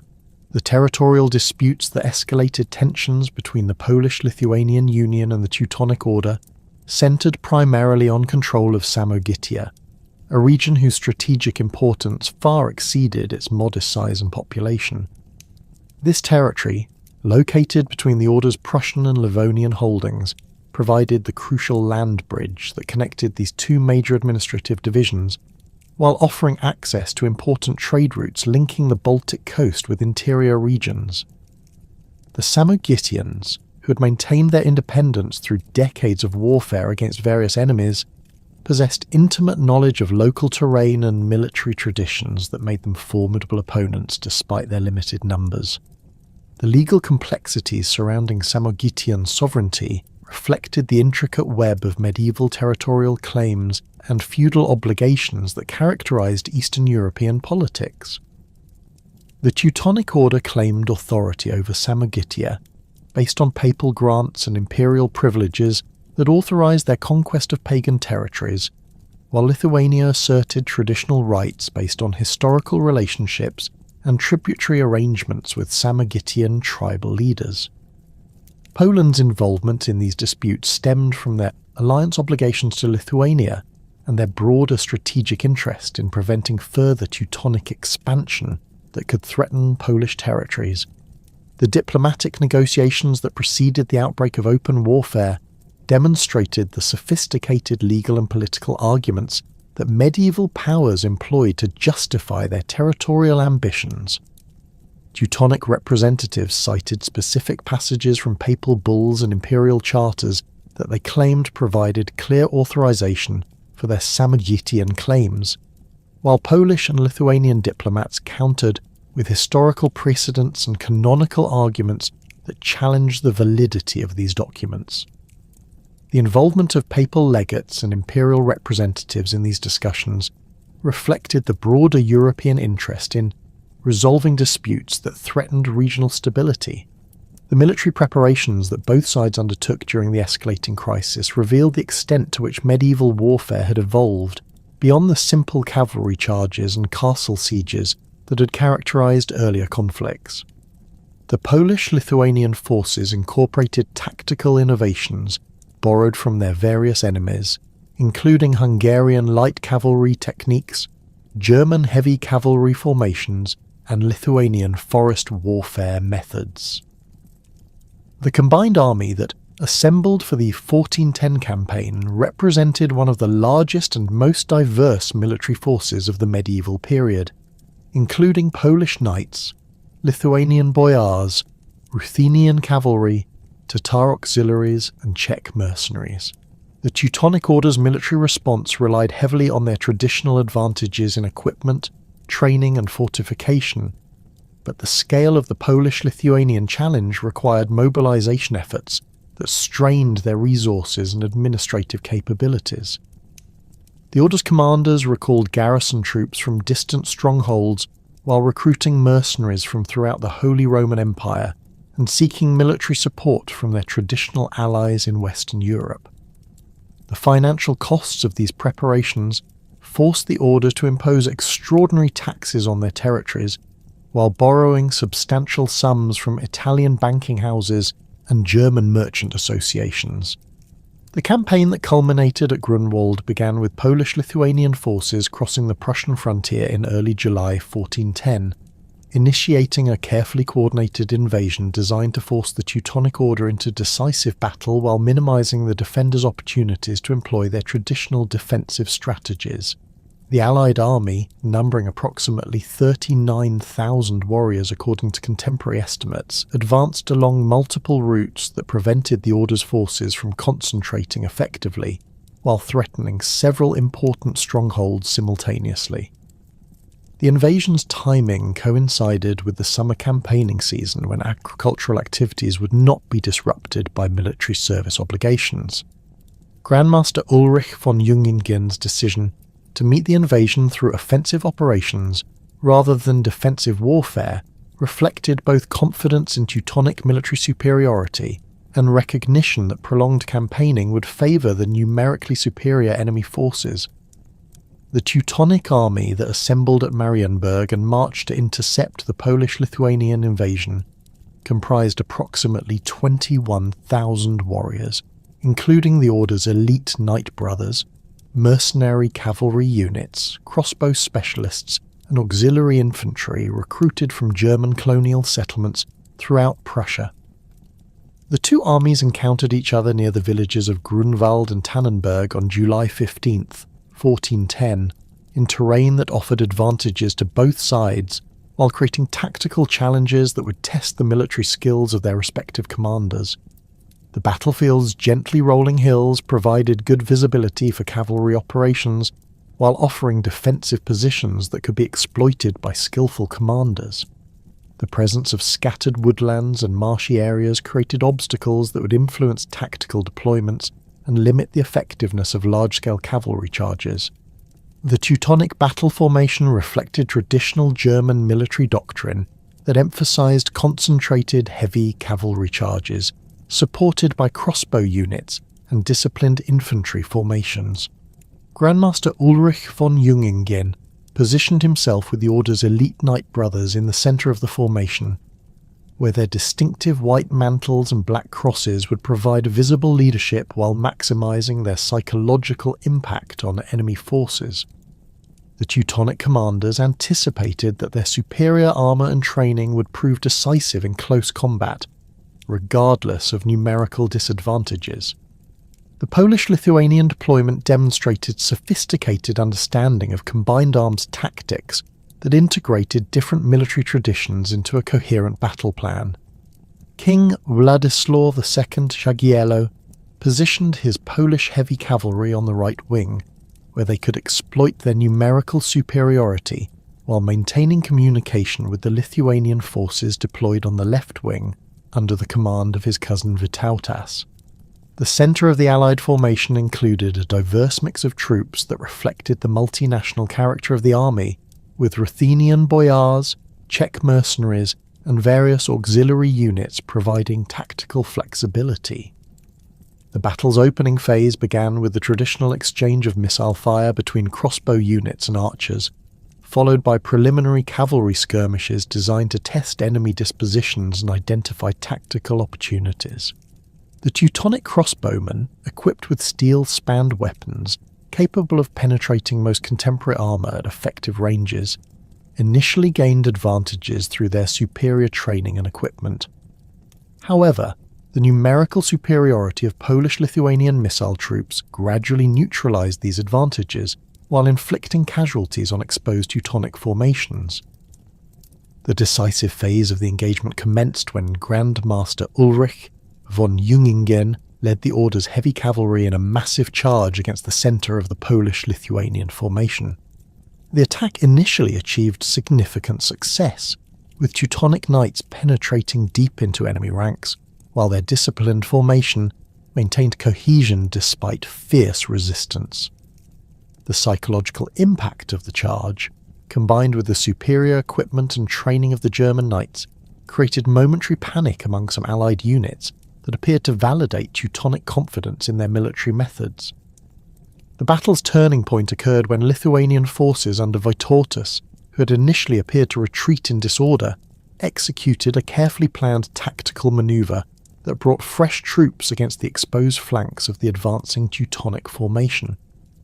This movement, which contemporary chroniclers described as either a feigned retreat or a genuine tactical withdrawal followed by a successful counterattack, demonstrated the sophisticated military capabilities that Lithuanian commanders had developed through decades of warfare against various enemies.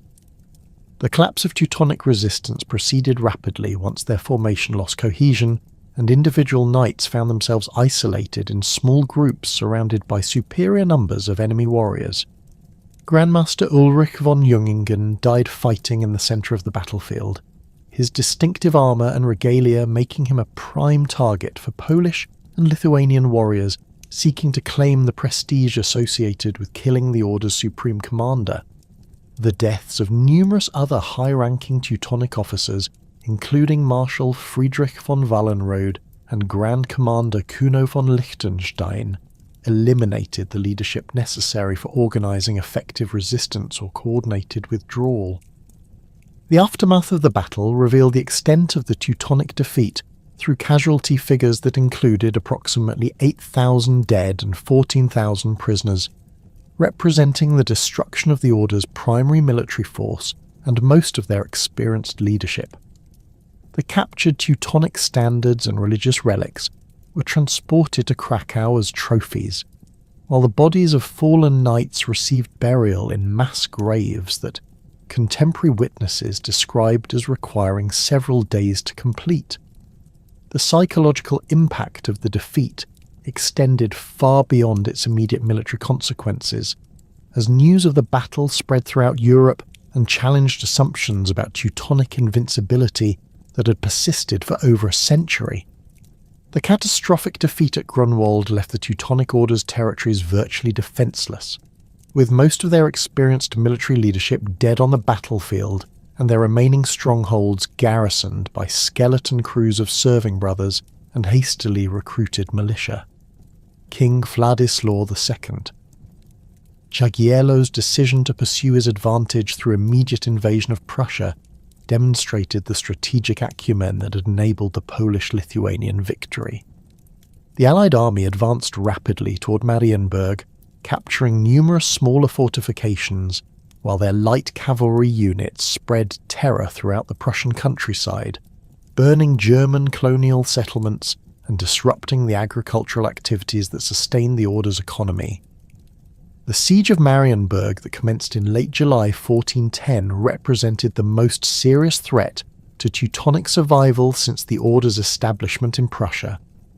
The massive fortress complex, designed to withstand prolonged sieges, found itself defended by Grand Commander Heinrich von Plauen and fewer than 3,000 men, including wounded survivors from Grunwald, local militia, and hastily armed civilians. The Polish-Lithuanian forces, numbering over 30,000 warriors, established siege lines that completely encircled the fortress, while their engineers prepared the specialized equipment necessary for assaulting the formidable stone fortifications. Heinrich von Plauen's defense of Marienburg demonstrated exceptional military leadership under desperate circumstances. The Grand Commander, who had assumed effective control of the Order following the deaths of virtually all senior officials at Grunwald, organised the fortress's limited resources with methodical precision, while maintaining morale among defenders who understood that surrender would likely result in the complete destruction of their organisation. The fortress's extensive food stores and sophisticated water systems enabled the garrison to sustain themselves during the prolonged siege, while the massive walls and defensive towers provided protection against the constant bombardment from Polish-Lithuanian siege engines. The siege operations revealed both the strengths and limitations of medieval military technology when applied to major fortress complexes. The Polish-Lithuanian forces employed trebuchets, mangonels, and early cannon to bombard the fortress walls, while their engineers constructed elaborate siege towers and undermining operations designed to breach the defensive perimeter. However, Marienburg's sophisticated design, which incorporated multiple defensive lines and carefully planned killing zones, enabled the outnumbered garrison to repel numerous assault attempts while inflicting heavy casualties on the attacking forces. The unexpected arrival of a relief force from the Holy Roman Empire in September 1410 transformed the strategic situation and ultimately saved the Teutonic Order from complete destruction. This army, assembled through desperate diplomatic efforts by Teutonic representatives in Western Europe, comprised approximately 6,000 warriors including German knights, mercenary cavalry, and professional infantry units recruited from various imperial territories. The relief force's approach forced Władysław II Jagiello to abandon the siege and withdraw his army to Poland, as the approaching winter made prolonged campaigning increasingly difficult, while the combined Teutonic imperial forces posed significant threats to his extended supply lines. The First Peace of Torun, negotiated during February 1411 under the mediation of King Wenceslaus of Bohemia, established the territorial and financial framework that would govern Teutonic-Polish relations for the next 4 decades. The treaty's provisions reflected the military realities created by Grunwald, while acknowledging the Order's continued existence and their retention of most Prussian territories. The Teutonic Order agreed to cede the disputed region of Samogitia to Lithuania, effectively eliminating the land bridge between their Prussian and Livonian holdings, while removing a major source of territorial conflict that had justified decades of warfare. The financial obligations imposed by the peace treaty created unprecedented fiscal pressures that would plague the Order for the remainder of its independent existence. The indemnity of 100,000 silver marks, payable in annual instalments over 10 years, represented approximately 4 times the Order's normal annual revenue, and required extraordinary taxation measures that generated widespread resentment among both German colonists and native Prussians. The Order's financial administrators implemented new tax assessments on agricultural production, commercial activities, and property ownership, while borrowing substantial sums from Italian banking houses at ruinous interest rates. The territorial losses codified by the treaty extended beyond Samogitia to include several strategically important strongholds and their surrounding districts. The fortress of Nassau, which had controlled a crucial river crossing on the Lithuanian frontier, passed to Polish control along with its German garrison and civilian population. The Order also surrendered claims to various disputed territories along their southern borders, reducing their overall territorial holdings by approximately 15%, while eliminating some of their most fertile agricultural regions. The demographic consequences of these territorial transfers proved particularly damaging to the Order's long-term prospects, as many of the ceded regions contained substantial German colonial populations whose taxes and military service had supported Teutonic operations. The loss of these communities reduced the Order's recruitment base, while eliminating important sources of skilled craftsmen, administrators, and military specialists. Many German colonists chose to relocate to remaining Teutonic territories rather than submit to Polish or Lithuanian rule, creating refugee populations that strained the Order's resources while contributing to economic disruption in their new settlements. The internal administrative reforms implemented in response to the crisis revealed both the Order's organisational flexibility and the fundamental structural problems that would ultimately prove insurmountable. Grandmaster Heinrich von Plauen, elected to lead the Order following his successful defence of Marienburg, attempted to centralise authority while reducing the autonomous privileges that individual commanderies had accumulated over previous decades. These reforms aimed to improve financial efficiency and military coordination, but they generated opposition from regional commanders who viewed centralisation as threats to their traditional prerogatives and local interests. The economic policies developed to address the Order's financial crisis included unprecedented taxation measures that affected all social classes within Teutonic territories. The Schoss, a general property tax assessed on both urban and rural holdings, generated substantial revenue but created widespread resentment among German colonists who had previously enjoyed favourable tax treatment. The order also implemented new commercial regulations that increased customs duties, licensing fees, and market taxes while establishing state monopolies over certain luxury goods, including amber processing and salt distribution. The resistance to these fiscal innovations emerged first among the German merchant communities in major cities, who possessed both the economic resources and political organisation necessary to challenge Teutonic policies effectively. The merchants of Danzig, Königsberg and Torun formed informal coalitions that coordinated opposition to new taxation while seeking alternative political arrangements that would protect their commercial interests. These urban elites maintained extensive trade relationships throughout Northern Europe and possessed detailed knowledge of political developments in neighbouring kingdoms that had successfully limited royal taxation powers.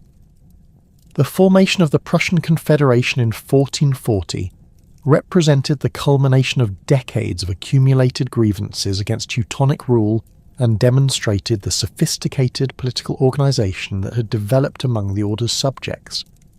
This coalition, which included representatives from major cities, noble landholders, and rural communities, adopted formal statutes that defined their collective objectives while establishing administrative structures for coordinating resistance activities. The Confederation's leadership included prominent merchants, German nobles who had settled in Prussia, and representatives of various craft guilds whose economic interests had been damaged by Teutonic policies. The Confederation's founding document articulated specific complaints against Teutonic governance that reflected both immediate fiscal grievances and broader constitutional concerns about arbitrary rule. The members protested against the order's taxation policies, which they characterized as violations of traditional privileges and customary law, while demanding representation in governmental decisions that affected their economic interests. The document also criticised the order's military policies, arguing that the costs of maintaining large standing forces exceeded reasonable defensive requirements while imposing unnecessary burdens on civilian populations. The political sophistication demonstrated by the Confederation's organisational structure reflected the influence of constitutional developments in neighbouring kingdoms, where representative institutions had successfully limited monarchical power. The Confederation established regional assemblies that coordinated local resistance activities while maintaining communication with a central council that negotiated with external powers and developed overall strategic policies. These institutions employed formal procedures for decision-making and dispute resolution that demonstrated familiarity with parliamentary practices developed in England, France, and other Western European kingdoms.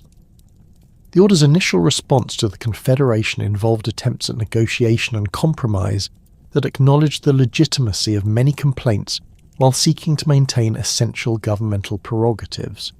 Grandmaster Paul von Rustdorf, who had succeeded Heinrich von Plauen in 1422, recognised that the order's military weakness following Grunwald made violent suppression of internal opposition extremely risky. The Grandmaster's diplomatic efforts included promises of tax reductions, guarantees of traditional privileges, and proposals for formal consultation procedures that would provide Confederation members with influence over future policy decisions. However, the fundamental incompatibility between the Order's need for revenue to service their war debts and the Confederation's demands for tax relief made lasting compromise impossible. The Order's financial obligations, which included not only the Torun indemnity, but also interest payments on loans contracted during the post-Grunwald crisis, required annual revenues that could only be generated through taxation levels that the Confederation found unacceptable. The Grandmaster's attempts to reduce military expenditures through garrison reductions and defensive reorganisation provided only marginal savings while potentially weakening the Order's ability to maintain control over their territories. The escalation of tensions during the 1440s occurred through a series of incidents that demonstrated the Confederation's growing confidence and the Order's diminishing authority. Tax collection efforts in several major cities encountered organised resistance that forced Teutonic officials to withdraw without collecting the assessed revenues. The Confederation's members began coordinating their commercial activities to avoid Teutonic trade regulations, while establishing alternative dispute resolution mechanisms that bypassed the Order's judicial system. These developments represented de facto assertions of autonomy that challenged the fundamental basis of Teutonic sovereignty. The Confederation's diplomatic initiatives with Poland and Lithuania revealed their sophisticated understanding of international politics and their recognition that successful resistance required external support. The Confederation's representatives established regular communication with the Polish royal court while exploring possibilities for formal alliance arrangements that would provide military protection against Teutonic retaliation. These negotiations proceeded cautiously, as Confederation leaders understood that premature revelation of their diplomatic activities could provide the Order with justification for violent suppression measures. King Casimir IV of Poland's response to these overtures reflected his recognition that the Prussian situation offered unprecedented opportunities for extending Polish influence while weakening a traditional enemy. The Polish monarch, who had inherited his father's strategic vision, along with substantial military resources, understood that supporting the Confederation could achieve territorial gains that direct military conquest might not accomplish. However, Casimir also recognized the risks involved in supporting rebellion against a neighbouring sovereign, as such actions could establish dangerous precedents for his own kingdom while potentially provoking intervention by the Holy Roman Empire. The formal alliance between the Prussian Confederation and Poland, concluded in March 1454, transformed internal Teutonic resistance into international warfare, while providing the Confederation with military resources necessary for successful rebellion. The treaty's provisions established Poland as the Confederation's protector, while promising specific territorial arrangements that would satisfy the various parties' strategic objectives. The agreement granted Poland sovereignty over Western Prussia, including the crucial commercial centre of Danzig, while guaranteeing the Confederation members traditional privileges and economic rights under Polish rule. The outbreak of the 13 Years' War in February 1454 began with coordinated Confederation attacks against Teutonic strongholds throughout Prussia, demonstrating the extensive planning and military preparation that had preceded the formal rebellion. The Confederation forces, supported by Polish military advisors and equipment, achieved remarkable initial success through simultaneous assaults on major fortifications including Marienburg, Königsberg, and numerous smaller castles. The capture of Marienburg itself, accomplished through the treachery of Czech mercenaries who opened the gates to Confederation forces, provided the rebels with the Order's primary administrative centre, while eliminating their most important defensive position. The military campaigns that characterised the 13 Years' War reveal the transformation of medieval warfare through the increasing importance of firearms, professional infantry, and siege artillery. The Confederation forces employed cannon extensively in their siege operations, while both sides recruited substantial numbers of crossbowmen, handgunners, and other missile troops whose effectiveness had increased dramatically through technological improvements.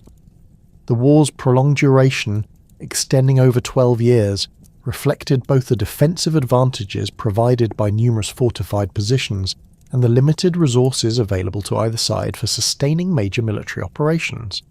The Order's military response to the rebellion demonstrated both their continued tactical competence and their fundamental strategic weaknesses in confronting enemies who possessed superior numbers and external support. Grandmaster Ludwig von Ehrlichshausen, elected in 1450, reorganised the Order's remaining forces while implementing defensive strategies designed to preserve their most important strongholds until external assistance could arrive. The Grand Master's diplomatic efforts focused on securing military support from the Holy Roman Empire, while appealing to papal authorities for assistance against rebellious subjects who threatened legitimate ecclesiastical authority. The financial dimensions of the prolonged conflict created unprecedented challenges for all participants, while demonstrating the increasing importance of economic resources in determining military outcomes. The Order's revenues, already strained by the Tauran indemnity and internal resistance, proved insufficient to support the military expenditures required for effective resistance to the Confederation-Polish alliance. The Grand Master's attempts to raise additional funds through emergency taxation encountered fierce resistance from remaining loyal subjects, while borrowing operations reached the limits of available credit from European banking houses. The Polish financial situation, while superior to the Order's desperate circumstances, also faced significant strains from the costs of maintaining large military forces in Prussia, while continuing to meet other governmental obligations.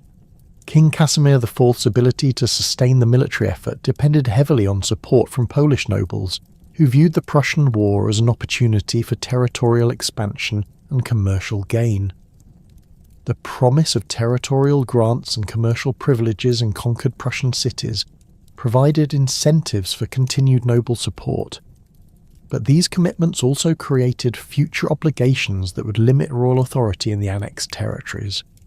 The siege operations that dominated much of the war's military activity reveal the evolution of fortification design and siege technology that characterized the late medieval period.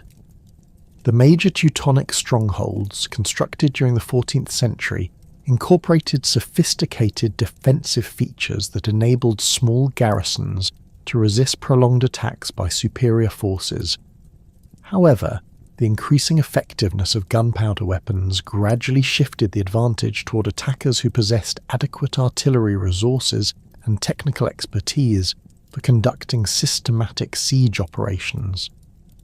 The second Peace of Tauron, concluded in October 1466 after extensive negotiations mediated by papal legates, established the territorial and political arrangements that would govern the region for the next 3 centuries.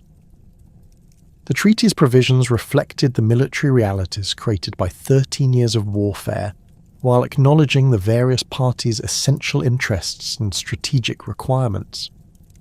The Teutonic Order retained sovereignty over eastern Prussia, including Königsberg and its surrounding territories, but accepted Polish suzerainty over their remaining holdings while surrendering all claims to the territories that had joined the Prussian Confederation. The territorial transfers codified by the treaty represented the most significant reduction in Teutonic power since the Order's establishment in Prussia. The loss of Western Prussia, including the commercial centres of Danzig, Turin and Elbing, eliminated approximately 60% of the Order's territorial holdings, while removing their most economically productive regions. The cession of Pomerelia provided Poland with direct access to the Baltic coast while establishing Polish control over the lower Vistula river system that served as the primary commercial artery for much of Central Europe. The establishment of Polish suzerainty over the remaining Teutonic territories created a unique political arrangement that preserved the Order's internal autonomy while subjecting them to external oversight and control.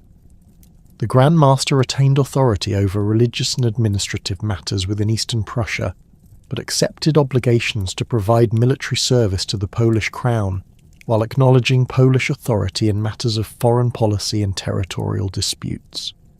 This arrangement satisfied Polish strategic requirements, while enabling the Order's continued existence as a religious and political institution.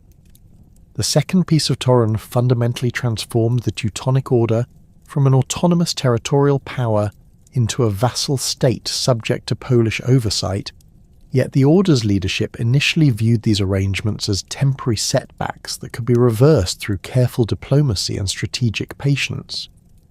Grand Master Ludwig von Ehrlichshausen, who had negotiated the treaty's terms under desperate military circumstances, established his reduced court at Königsberg while attempting to maintain the institutional structures and ceremonial traditions that had characterized the order during its period of independence. The Grand Master's residence, hastily established in the city's episcopal palace following the loss of Marienburg, lacked the architectural grandeur and administrative facilities that had supported previous Teutonic governance, forcing significant adaptations in governmental procedures and court protocols. The territorial remnant that remained under Teutonic control comprised approximately 40,000 square kilometres of eastern Prussia, including the cities of Königsberg, Wehlau and Insterburg, along with extensive rural districts that retained substantial German colonial populations. These territories possessed significant agricultural resources and maintained access to Baltic trade routes through the port of Königsberg, but their economic potential remained limited compared to the wealthy commercial centres and fertile grain-producing regions that had passed under Polish control. The demographic composition of the remaining territories reflected the success of German colonisation efforts, with ethnic Germans comprising roughly 60% of the population, while converted Prussians and other Baltic peoples constituted the remainder.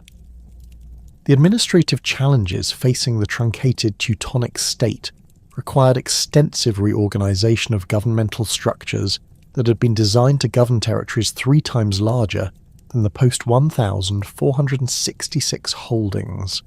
The Order's chancery, relocated from Marienburg to Königsberg, struggled to maintain effective communication with distant commanderies while coordinating the collection of revenues from significantly reduced tax bases. The traditional system of provincial administration, which had relied on networks of castles and regional commanders, required consolidation as many former administrative centres now lay within Polish territories or had been destroyed during the 13 Years' War. The financial crisis that accompanied territorial losses proved even more challenging than the administrative difficulties, as the Order's remaining revenues proved insufficient to service existing debts while maintaining essential governmental functions. The war indemnity obligations established by the Second Peace of Turin added substantial annual payments to debt burdens that already consumed over half of available revenues, forcing Grandmaster Ludwig von Ehrlichshausen to implement emergency fiscal measures that generated widespread resentment among his subjects. The imposition of new taxes on agricultural production, commercial activities, and property ownership created additional hardships for populations already devastated by 13 years of warfare. The Order's attempts to maintain their traditional military capabilities faced insurmountable obstacles created by reduced territorial holdings and chronic financial shortages. The Knight brothers who survived the 13 Years' War numbered fewer than 200 individuals, many of whom had suffered wounds or other disabilities that limited their effectiveness in combat situations. The Order's ability to recruit new members declined dramatically as their reduced prestige and uncertain future discouraged ambitious young nobles from joining an organisation that could no longer offer attractive career prospects or opportunities for territorial advancement. The relationship between the Teutonic Order and their Polish suzerains evolved through a series of diplomatic incidents and jurisdictional disputes that revealed the practical difficulties of implementing the 1466 treaty arrangements. King Casimir IV's representatives in Prussia, led by royal governors appointed to oversee Teutonic compliance with treaty obligations, frequently clashed with Grand Master's officials over questions of authority and precedence. These conflicts typically involved seemingly minor issues such as customs collection procedures, judicial appeals, and ceremonial protocols, but they reflected fundamental disagreements about the extent of Polish authority and the preservation of Teutonic autonomy. The Polish crown's strategic objectives in Prussia extended beyond simple territorial control to encompass broader goals of religious uniformity and cultural integration that would eliminate potential sources of future resistance. King Casimir IV and his successors viewed the Teutonic Order's continued existence as a temporary expedient that served immediate political needs while creating long-term opportunities for complete integration of Prussian territories into the Polish kingdom. The maintenance of separate Teutonic institutions provided useful administrative continuity during the transition period, but Polish officials anticipated that these arrangements would eventually be replaced by direct royal administration. The emergence of the Protestant Reformation during the early 16th century created unprecedented challenges and opportunities for the Teutonic Order's leadership, as they confronted religious innovations that threatened the theological foundations of their institutional identity. The Order's existence as a Catholic military religious organisation depended upon papal authorisation and ecclesiastical privileges that Protestant reformers rejected as corrupt innovations lacking scriptural foundation. The spread of Lutheran teachings throughout German-speaking regions of Europe posed direct challenges to monastic vows, clerical celibacy, and the spiritual authority of religious orders that formed the core of Teutonic institutional culture.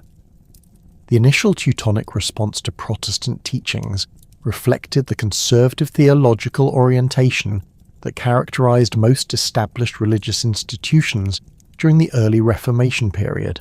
Grand Master Frederick of Saxony, elected in 1498, issued formal condemnations of Lutheran doctrines while reinforcing traditional Catholic practices throughout Teutonic territories. The Grand Master's efforts to suppress Protestant influences included restrictions on the importation and distribution of Lutheran literature, enhanced supervision of clergy suspected of harbouring heretical sympathies, and increased emphasis on traditional devotional practices that emphasised the Order's Catholic identity. However, the geographical isolation of Teutonic territories from major Catholic centres and their proximity to regions where Protestant teachings gained widespread acceptance created practical difficulties for maintaining religious orthodoxy. The University of Königsberg, established in 1544, attracted students and faculty from throughout northern Germany, many of whom possessed sympathies for Lutheran innovations that conflicted with official Teutonic policies. The city's commercial relationships with Protestant territories facilitated the circulation of reformist literature and ideas that gradually influenced local religious attitudes despite official prohibitions. The election of Albert of Brandenburg-Ansbach as Grand Master in 1511 brought to Teutonic leadership a young nobleman whose family connections and personal inclinations would prove decisive in determining the Order's religious future. Albert, the younger son of Margrave Frederick of Brandenburg-Ansbach, possessed extensive education in humanist learning and maintained close relationships with prominent intellectuals who had embraced various aspects of religious reform.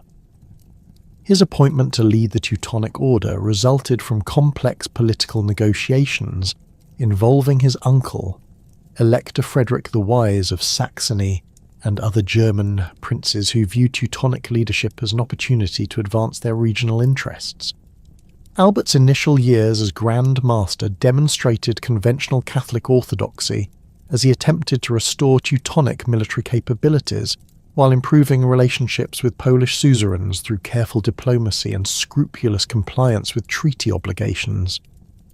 The young Grand Master's efforts to recruit new members for the Order achieved modest success through his family connections and personal charisma, while his administrative reforms improved financial management and reduced some of the chronic fiscal pressures that had plagued his predecessors. These achievements suggested that the Order might successfully adapt to their reduced circumstances while maintaining their traditional religious and institutional character. The transformation of Albert's religious convictions occurred gradually through his exposure to Lutheran teachings and his growing recognition that Protestant innovations offered practical solutions to many of the institutional problems that confronted the Teutonic Order. The doctrine of clerical marriage provided opportunities for ending the chronic recruitment difficulties that resulted from monastic vows, while the rejection of papal authority offered possibilities for escaping the complex jurisdictional arrangements that subjected the Order to external oversight. The emphasis on territorial churches under princely authority aligned with Albert's political ambitions and his desire to establish independent sovereignty over Prussian territories. The theological arguments that Albert employed to justify his religious transformation reflected sophisticated understanding of Protestant doctrine and careful consideration of the canonical issues involved in dissolving religious vows. The Grand Master's correspondence with prominent reformers, including Andreas Osiander and other Lutheran theologians, revealed extensive study of scriptural texts and patristic sources that supported Protestant positions on clerical celibacy, monastic life, and ecclesiastical authority. These scholarly discussions provided intellectual foundations for decisions that would fundamentally alter the character of Prussian governance and religious life. The practical preparations for implementing religious change proceeded through careful coordination with sympathetic nobles and clergy who shared Albert's reformist convictions while possessing the administrative expertise necessary for managing institutional transformation. The Grand Master's inner circle included several knight brothers who had privately embraced Lutheran teachings, along with secular advisors who possessed experience in territorial administration and legal affairs. These individuals provided essential support for developing the complex procedures required to dissolve monastic obligations while establishing new governmental structures based on secular princely authority. The formal announcement of Albert's conversion to Lutheranism in April 1525 occurred during a carefully orchestrated ceremony in Königsberg Cathedral that combined religious reformation with political revolution. The Grand Master's public renunciation of his monastic vows and his acceptance of Lutheran doctrine eliminated the theological foundations of Teutonic institutional existence, while establishing the legal basis for transforming the order's territories into a secular duchy. The ceremony included the formal dissolution of the Teutonic Order as a religious institution and Albert's assumption of the title Duke of Prussia, creating the first Protestant duchy in Europe while establishing precedents that would influence subsequent secularization efforts throughout the continent. The marriage of Albert to Dorothea of Denmark in 1526 symbolized the complete transformation of Prussian governance from religious to secular authority, while establishing dynastic foundations for the new duchy's future development. The wedding ceremony, conducted according to Lutheran rites and attended by representatives from Protestant German territories, demonstrated the international recognition that Albert's innovations had achieved while providing visible proof of the former Grand Master's rejection of Catholic clerical celibacy. The marriage alliance also strengthened Prussia's diplomatic position by creating family connections with the Danish royal house and other Protestant powers. The legal and administrative challenges involved in transforming religious territories into secular principalities required extensive negotiations with various interested parties whose rights and privileges had been affected by the institutional changes. The Polish crown's response to Albert's secularization proved surprisingly accommodating, as King Sigismund I recognized that a Protestant duchy under Polish suzerainty served Polish strategic interests more effectively than a potentially rebellious Catholic military order. The formal recognition of Albert as Duke of Prussia, confirmed through the Treaty of Krakow in 1525, established the legal framework for continued Polish oversight while acknowledging the legitimacy of religious transformation. The reaction of surviving knight brothers to Albert's secularization revealed the complex personal and institutional loyalties that had developed within the order during its centuries of existence. Approximately half of the remaining brothers chose to follow Albert's example by renouncing their vows and accepting positions within the new ducal administration, while others rejected the religious innovations and sought refuge in Catholic territories where they could maintain their traditional monastic commitments. The property disputes that arose from these divisions required careful legal resolution to prevent conflicts that could destabilize the new governmental arrangements. The establishment of Protestant religious institutions throughout the former Teutonic territories proceeded according to systematic plans designed to replace Catholic practices with Lutheran alternatives while maintaining social stability and administrative continuity. The transformation of monastic churches into parish churches required extensive renovations that eliminated altars, religious imagery, and other elements associated with Catholic worship while creating spaces suitable for Protestant liturgical practices. The retraining of clergy involved comprehensive educational programs that provided instruction in Lutheran theology, while ensuring adequate pastoral care for populations undergoing religious transition. The impact of Prussian secularization extended far beyond the immediate territorial boundaries of Albert's duchy, through its influence on other religious institutions and political entities throughout the Holy Roman Empire. The successful transformation of a major military order into a secular principality demonstrated the practical feasibility of religious secularization, while providing legal and administrative precedents that other territories could adapt to their specific circumstances. The international recognition that Albert's innovations achieved encouraged similar developments in other regions where Protestant influences had gained strength among territorial rulers. The Livonian branch of the Teutonic Order faced different but equally challenging circumstances as Protestant influences spread throughout the Baltic region during the early 16th century. The Livonian territories, governed by a landmeister who reported to the Grand Master in Prussia, possessed greater autonomy than other Teutonic provinces while maintaining more complex relationships with neighbouring powers including Russia, Sweden and Denmark. The religious and political developments in Prussia created precedents that Livonian officials could follow, but the specific circumstances of their territories required different approaches to managing institutional transformation. The outbreak of the Livonian War in 1558 created military pressures that ultimately proved decisive in determining the fate of Teutonic institutions in the Baltic region. Even the fourth of Russia's invasion of Livonia, designed to secure Russian access to Baltic trade routes while eliminating Western influences from the region, posed existential threats to all established authorities in the area, including the Teutonic Order, various bishops, and the city of Riga. The military capabilities available to Livonian defenders proved inadequate for resisting Russian forces that employed new military technologies including firearms and artillery, while possessing numerical superiority in most engagements. The desperate military situation forced Landmeister Gotthard Kettler to seek external assistance from various potential allies, while considering fundamental changes in Livonian political arrangements that might provide more effective protection against Russian expansion.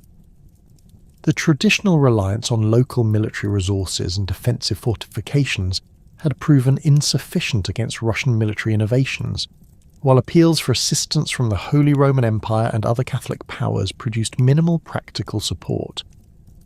The example of Albert's successful secularization in Prussia suggested that transformation into a secular duchy under appropriate suzerainty might offer better prospects for survival than continued existence as a religious institution. The formal dissolution of the Livonian branch of the Teutonic Order occurred through the Treaty of Vilnius in November 1561, which established the legal framework for transforming Teutonic territories into the Duchy of Courland and Semigalia under Polish-Lithuanian suzerainty. Gotthard Kettler's acceptance of the ducal title represented the final abandonment of the order's religious character in the Baltic region while creating new political arrangements that provided protection against Russian expansion. The treaty's provisions granted Kettler hereditary authority over the southern portions of former Livonian territories, while transferring the northern regions to direct Polish-Lithuanian administration. The transformation of Livonian Teutonic territories into secular duchies completed the process of institutional dissolution that had begun with Albert's innovations in Prussia 36 years earlier. The survival of individual former Knight brothers in various capacities throughout Protestant German territories maintained certain personal connections to Teutonic traditions, but the order's existence as an active military and religious institution had effectively ended with the secularization of their last major territorial holdings. The adaptation of Teutonic governmental structures and administrative practices to secular ducal authority demonstrated the institutional flexibility that had enabled the order's survival for over 3 centuries, while revealing the fundamental changes that Protestant Reformation had introduced to European political and religious life. The dissolution of the Teutonic Order's territorial holdings in Prussia and Livonia might have marked the complete end of this medieval institution, yet the Order's survival in the Holy Roman Empire demonstrated the remarkable adaptability of religious organizations during periods of profound political transformation. The remaining Knight brothers who had rejected Albert of Brandenburg-Ansbach's Protestant innovations found refuge in Catholic territories throughout Germany and Austria, where sympathetic nobles and ecclesiastical authorities provided support for maintaining Teutonic traditions despite the loss of their territorial base. The Habsburg emperors in particular recognized the potential value of preserving this ancient military order as an instrument of imperial policy and Catholic counter-Reformation efforts. The election of Wolfgang Schutzbar as Grand Master in 1543 represented a crucial turning point in the order's institutional development, as this Austrian nobleman possessed both the political connections and administrative expertise necessary for reconstructing Teutonic operations within the Habsburg sphere of influence. Schutzbar, who had served as a commander in various Habsburg military campaigns against Ottoman forces, understood that the order's survival required fundamental changes in organizational structure and strategic objectives. His background in imperial administration provided valuable insights into the complex bureaucratic procedures that governed religious institutions within Habsburg territories, while his military experience offered practical knowledge of contemporary warfare that could enhance the order's continued relevance. The process of relocating the Grand Master's seat from Königsberg to Mergentheim in Württemberg proceeded through careful negotiations with local authorities and Habsburg officials who needed to approve the establishment of new religious institutions within their territories. Mergentheim, a small city in the Tauber River Valley, offered several advantages for the order's reorganization efforts, including its location within the Holy Roman Empire, its existing infrastructure of churches and administrative buildings, and its relative proximity to major Habsburg administrative centers. The city's previous experience hosting religious institutions provided local expertise in managing the complex legal and financial arrangements required for supporting monastic communities. The physical transformation of Mergentheim's castle complex into suitable headquarters for the Teutonic Order required extensive construction and renovation projects that demonstrated both the Order's reduced resources and their determination to maintain institutional dignity. The medieval fortress, originally constructed during the 12th century, needed significant modifications to accommodate the Grand Master's residence, administrative offices, archives, and ceremonial spaces required for conducting official business. The construction projects employed local craftsmen working under the supervision of Knight brothers who possessed architectural knowledge gained through their experiences in Prussia and Livonia. The architectural style that emerged from these renovation efforts reflected the order's attempt to maintain continuity with their historical traditions, while adapting to new geographical and political circumstances. The Great Hall, redesigned to serve as the primary ceremonial space for conducting chapter meetings and receiving diplomatic visitors, incorporated decorative elements that recall the grandeur of Marienburg while utilizing materials and construction techniques appropriate to the local environment. The installation of elaborate stone carvings depicting scenes from Teutonic history provided visual connections to the order's crusading heritage while asserting their continued relevance within the contemporary European political system. The reorganization of the order's administrative structure under Habsburg protection required careful balance between maintaining traditional institutional practices and adapting to the requirements of operating within established territorial jurisdictions. The Grand Master retained supreme authority over internal order affairs, while accepting Habsburg oversight of external relationships and military activities. This arrangement provided the order with protection and legitimacy, while ensuring that their operations served broader imperial interests, rather than potentially conflicting independent objectives. The transformation of the order's primary mission from territorial conquest to charitable and ceremonial functions reflected both practical necessity and strategic adaptation to changing European conditions. The Counter-Reformation had created new opportunities for Catholic religious orders to demonstrate their continued relevance through educational, medical, and social service activities that supported broader church objectives. The Teutonic Order's historical reputation and noble membership provided advantages in securing patronage and resources for these alternative activities while maintaining institutional prestige and social influence. The establishment of hospitals and charitable institutions throughout Habsburg territories became one of the Order's most significant activities during this period of reorganization. The Knight brothers applied their traditional commitment to caring for the sick and poor through the creation of medical facilities that served both military and civilian populations. These institutions employed advanced medical techniques and pharmaceutical knowledge that the brothers had accumulated through centuries of operating hospitals in various frontier regions. The Order's medical expertise proved particularly valuable during periods of warfare and epidemic disease that frequently affected Habsburg territories. The educational initiatives undertaken by the Order reflected their recognition that intellectual and cultural activities could provide sustainable foundations for institutional survival in an era when military conquest was no longer feasible.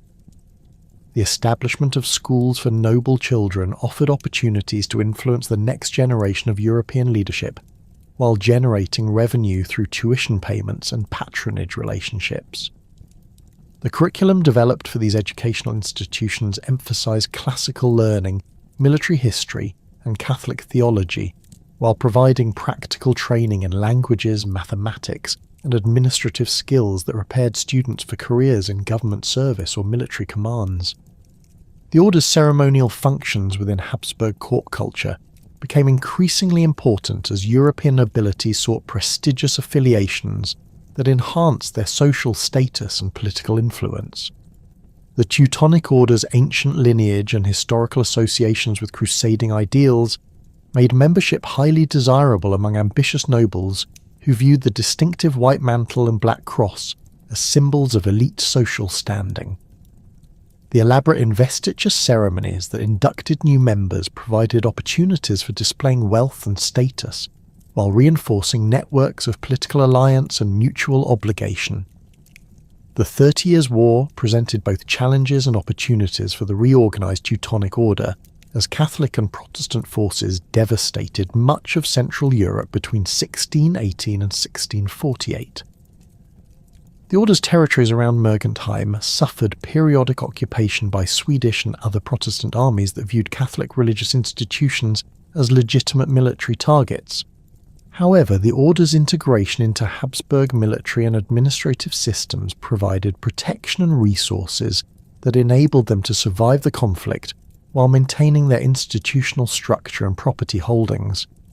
The military contributions that the Order made to Habsburg war efforts during this period demonstrated their successful adaptation to contemporary military requirements while preserving elements of their traditional martial character.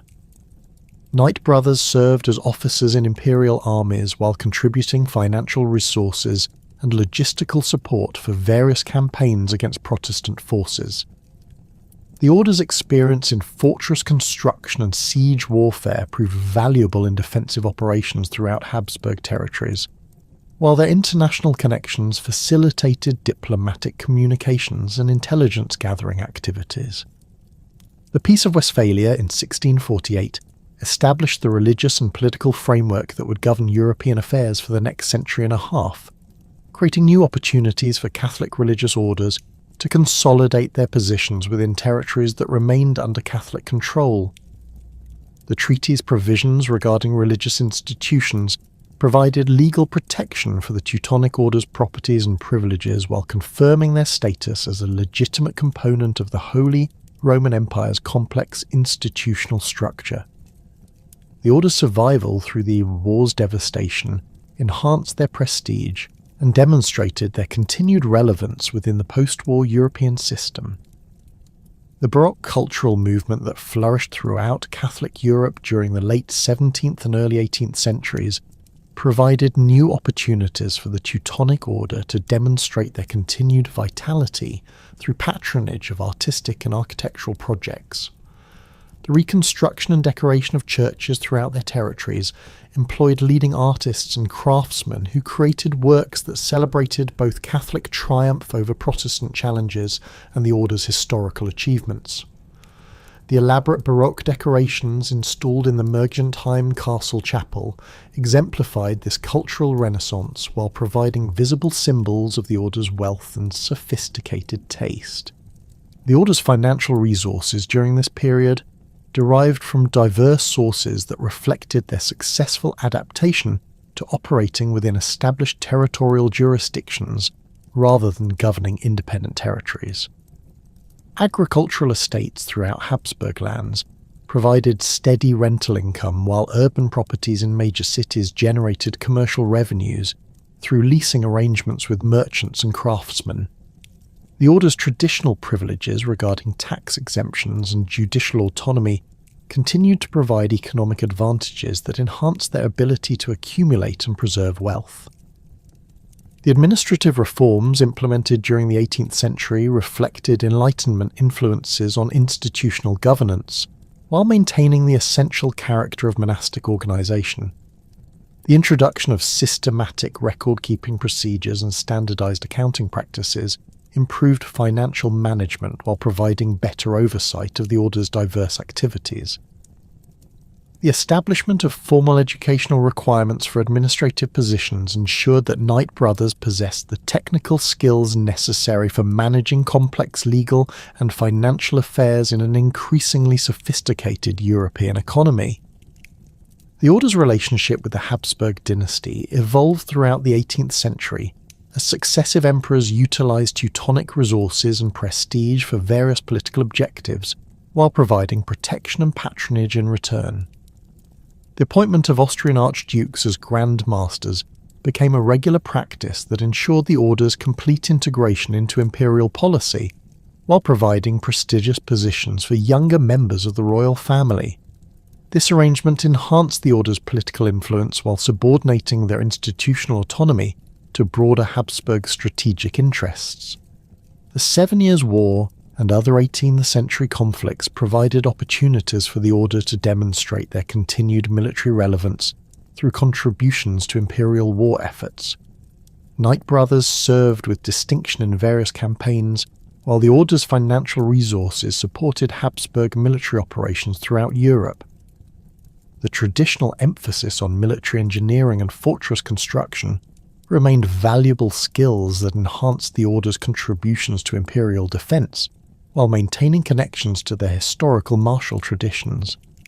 The impact of Enlightenment philosophy on European intellectual life created new challenges for religious institutions that needed to justify their continued existence in an era increasingly sceptical of traditional authority and privilege. The Teutonic Order's response to these intellectual developments emphasized their charitable activities and social contributions, while downplaying the military and crusading aspects of their historical identity that Enlightenment critics found objectionable. The Order's educational institutions adapted their curricula to include modern scientific and philosophical subjects, while maintaining Catholic theological instruction. The French Revolution's outbreak in 1789 initiated a period of unprecedented political upheaval that would ultimately prove fatal to the Teutonic Order's survival within the traditional European system. The revolutionary ideology's rejection of aristocratic privilege and religious authority posed direct threats to institutions like the Teutonic Order that embodied both medieval social hierarchies and Catholic ecclesiastical power. The revolution's military expansion throughout Europe under Napoleon Bonaparte created practical challenges that the Order's limited resources and defensive capabilities could not successfully resist. The initial Habsburg response to revolutionary France involved extensive military campaigns that required mobilization of all available resources, including those controlled by religious institutions like the Teutonic Order. The Order's financial contributions to these war efforts strained their treasury, while their military obligations reduced the number of Knight Brothers available for internal administration and charitable activities. The prolonged nature of the conflict created cumulative pressures that gradually undermined the Order's ability to maintain their traditional functions and institutional structure. Napoleon's victories over Habsburg forces during the early years of the 19th century established French hegemony over much of Central Europe while creating opportunities for implementing revolutionary reforms that eliminated traditional privileges and institutions. The dissolution of the Holy Roman Empire in 1806 removed the legal framework that had protected religious institutions like the Teutonic Order, while exposing them to direct French administrative control. The Confederation of the Rhine, established under French auspices, provided new governmental structures that had no place for medieval religious orders with independent jurisdictions and property rights. The decree of suppression issued by Napoleon in 1809 represented the culmination of systematic efforts to eliminate institutional obstacles to French administrative control while confiscating resources that could support ongoing military operations. The decree's language employed legal and philosophical arguments that characterized religious orders as remnants of feudal oppression that hindered social progress and economic development. The practical implementation of suppression involved detailed inventories of Teutonic properties and assets that would be transferred to French administrative control or distributed to political allies who supported Napoleon's regime. The final evacuation of Mergentheim by the last Teutonic officials occurred during the autumn of 1809, as French administrative personnel arrived to implement the suppression decree and assume control of the Order's properties. The departure of Grand Master Anton Victor of Austria marked the end of nearly 3 centuries of Teutonic presence in Württemberg, while symbolizing the broader transformation of European political and religious institutions under French revolutionary influence.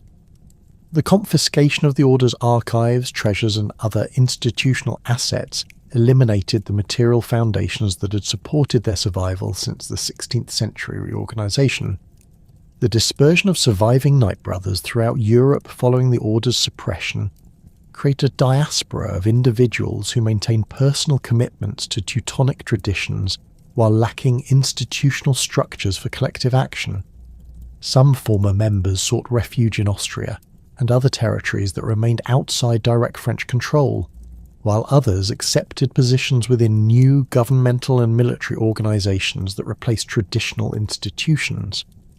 The preservation of Teutonic traditions and historical memory during this period depended primarily on individual efforts rather than organized institutional activities. The scattered remnants of the Teutonic Order who had fled Mergentheim in 1809 faced an uncertain future as Napoleon's continental system reshaped European political structures. Many former Knight Brothers found themselves destitute, their personal fortunes confiscated, along with the Order's institutional assets, while others sought shelter with relatives or sympathetic Catholic nobles who had managed to preserve some independence under French occupation. The Order's survival depended entirely on the determination of individual members to maintain their religious vows and institutional loyalty, despite the absence of any formal organizational structure or material support. The preservation of Teutonic traditions during this period of exile relied heavily on informal networks of correspondence and mutual assistance that connected former members across occupied Europe.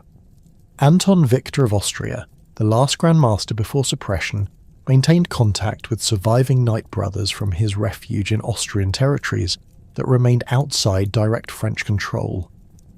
These communications served crucial functions in preserving institutional memory and coordinating efforts to safeguard important documents, religious artifacts, and other materials that might prove essential for eventual restoration efforts.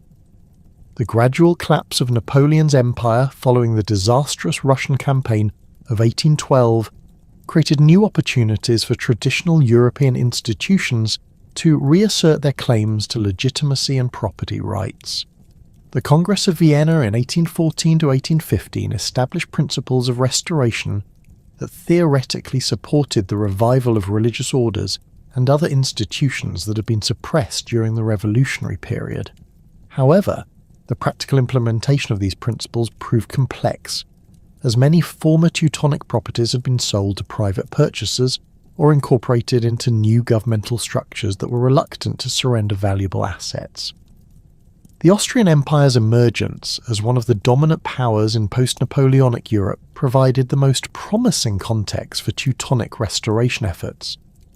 Emperor Francis I, who had witnessed the order's suppression during his reign as Holy Roman Emperor, possessed both the authority and inclination to support the revival of Catholic institutions that could serve Habsburg political and religious objectives. The emperor's commitment to conservative principles and Catholic orthodoxy aligned with the order's traditional values while creating practical opportunities for institutional reconstruction. The formal restoration of the Teutonic Order began with Emperor Francis' decree of April 1834, which re-established the institution as a purely religious and charitable organisation without territorial sovereignty or military functions. This imperial charter carefully defined the order's new mission in terms that emphasised spiritual devotion, charitable service, and loyalty to the Austrian crown while explicitly prohibiting any revival of the medieval military activities that had characterised the order's historical identity. The restoration document reflected the changed political circumstances of 19th century Europe, where religious orders operated within established state systems rather than as independent political entities. The selection of Archduke Maximilian of Austria-Este as the first Grand Master of the restored order demonstrated the Habsburg commitment to maintaining direct control over Teutonic activities while providing prestigious leadership that would attract noble membership. Maximilian, a younger brother of Emperor Francis I, possessed extensive military experience from the Napoleonic Wars, along with deep Catholic convictions that aligned with the order's religious mission. His appointment ensured that the order would operate as an instrument of Austrian policy, while maintaining the aristocratic character that had defined Teutonic membership throughout its history. The physical reconstruction of the order's headquarters proceeded slowly due to financial constraints and the practical difficulties of recovering properties that had been confiscated during the suppression period. The Austrian government provided the order with a modest residence in Vienna's inner city, where the Grand Master and a small staff could conduct administrative business and coordinate charitable activities. This urban setting represented a dramatic change from the rural castle complexes that had housed previous Teutonic headquarters, reflecting both reduced resources and the order's transformation from a territorial power into a metropolitan charitable organisation. The recruitment of new members for the restored order required careful adaptation to the social and political conditions of 19th century Europe, where traditional concepts of crusading and military monasticism had lost much of their appeal among educated elites. The order's leadership emphasized the spiritual benefits of membership while highlighting opportunities for meaningful charitable work that could provide purpose and satisfaction for wealthy Catholics seeking to demonstrate their religious commitment. The elimination of military obligations made membership more attractive to nobles who preferred civilian pursuits while maintaining the social prestige associated with belonging to an ancient and exclusive institution. The charitable activities that became the order's primary focus during the 19th century reflected contemporary Catholic social teachings that emphasized the Church's responsibility to address poverty, disease, and educational deficiencies in rapidly industrializing European societies. The Teutonic Order established hospitals in Vienna and other Austrian cities, employing modern medical techniques while maintaining the traditional commitment to caring for the sick that had characterized their historical mission.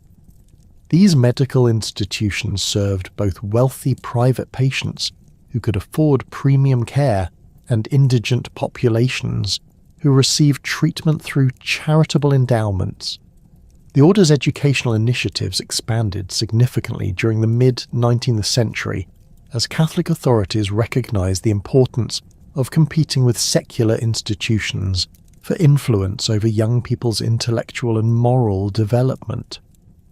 Teutonic schools established in various Austrian cities provided high-quality education that combined classical learning with modern scientific subjects, while ensuring that students received thorough instruction in Catholic doctrine and moral principles. The school's reputation for academic excellence attracted students from prominent families throughout the Austrian Empire, creating networks of alumni who maintained connections to the order throughout their careers. The revolutions of 1848 that swept across Europe posed significant challenges to conservative institutions like the restored Teutonic Order, as liberal and nationalist movements demanded fundamental changes in political and social structures. The Order's association with the Habsburg dynasty and Catholic Church made them targets of criticism from revolutionary groups who viewed traditional religious institutions as obstacles to democratic reform and national self-determination. However, the Order's charitable activities and non-political character enabled them to weather the revolutionary period without suffering the violent suppression that affected other conservative institutions. The unification of Germany under Prussian leadership during the 1860s created complex political situations for Austrian-based institutions with historical connections to German territories. The Teutonic Order's medieval origins in Prussia and their centuries of involvement in German affairs generated expectations that they might play some role in the new German Empire's development. However, the Order's integration into Austrian institutional structures and their commitment to Habsburg loyalty precluded any meaningful participation in Prussian-led German unification efforts. The outbreak of World War I in 1914 presented the Teutonic Order with unprecedented challenges as their charitable mission expanded to address the massive casualties and civilian suffering generated by industrial warfare. The Order's hospitals in Vienna and other Austrian cities became crucial components of the military medical system, treating wounded soldiers while maintaining civilian services under increasingly difficult conditions. Knight brothers served as military chaplains and medical administrators, applying their organizational skills to coordinate relief efforts that addressed both immediate medical needs and longer-term rehabilitation requirements. The collapse of the Austrian Empire in 1918 threatened the Order's survival once again, as the new republican governments that replaced Habsburg rule viewed traditional aristocratic institutions with suspicion and hostility. The Order's properties faced potential nationalisation, while their tax-exempt status and other privileges came under legislative review. However, the organisation's transformation into a purely charitable institution with demonstrated social value enabled them to negotiate acceptable arrangements with the new Austrian government that preserved their essential functions while accepting increased state oversight. The interwar period witnessed significant expansion of the Order's charitable activities as economic depression and political instability created widespread social problems throughout Central Europe. The Teutonic Order established soup kitchens, employment assistance programs, and housing initiatives that provided practical help for unemployed workers and displaced persons.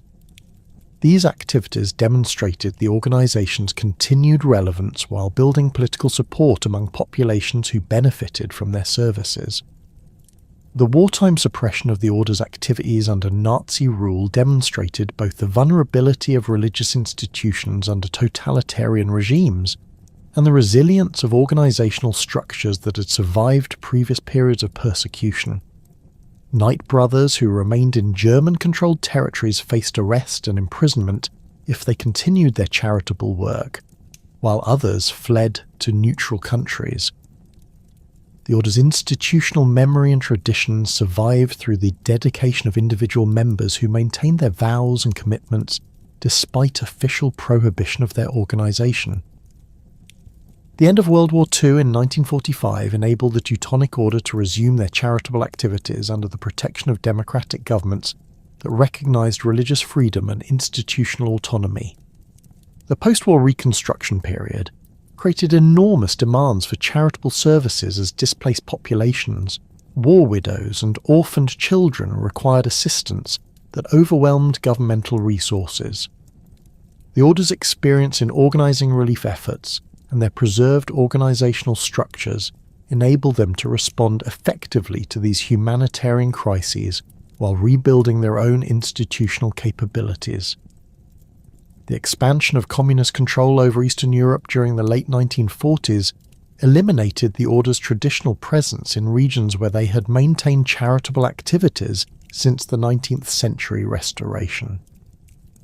The communist governments of Poland, Czechoslovakia, and other Eastern European states viewed religious organisations as tools of Western influence and capitalist exploitation, implementing systematic suppression policies that forced the Order to concentrate their activities in Western Europe and other regions outside the Soviet sphere of influence. The Second Vatican Council's reforms during the 1960s created new opportunities and challenges for traditional Catholic organisations like the Teutonic Order, as the Church emphasised social justice, interfaith dialogue and modernisation of institutional practices. The Order's leadership embraced these reforms while maintaining their distinctive identity and historical traditions, implementing changes that made their charitable work more effective while preserving the ceremonial and spiritual elements that defined their institutional character. The establishment of the Order's modern headquarters in Vienna during the 1970s provided a permanent base for coordinating their expanding international charitable activities. The facility included administrative offices, archives, and ceremonial spaces that enabled the Order to function effectively while maintaining appropriate dignity and historical continuity. The building's design incorporated modern amenities and technological systems while respecting traditional architectural elements that connected the organisation to their medieval heritage. Contemporary Teutonic charitable work encompasses healthcare, education, and social services that address modern social problems while maintaining the Order's historical commitment to serving those in need. The organisation operates hospitals and clinics that provide medical care in underserved regions, schools that combine academic excellence with moral education, and social programs that assist refugees, elderly persons, and other vulnerable populations. These activities demonstrate the Order's successful adaptation to contemporary conditions while preserving their essential charitable mission. The Order's modern membership includes both clerical and lay members who contribute their professional skills and financial resources to charitable activities while participating in the spiritual and ceremonial life that defines Teutonic identity.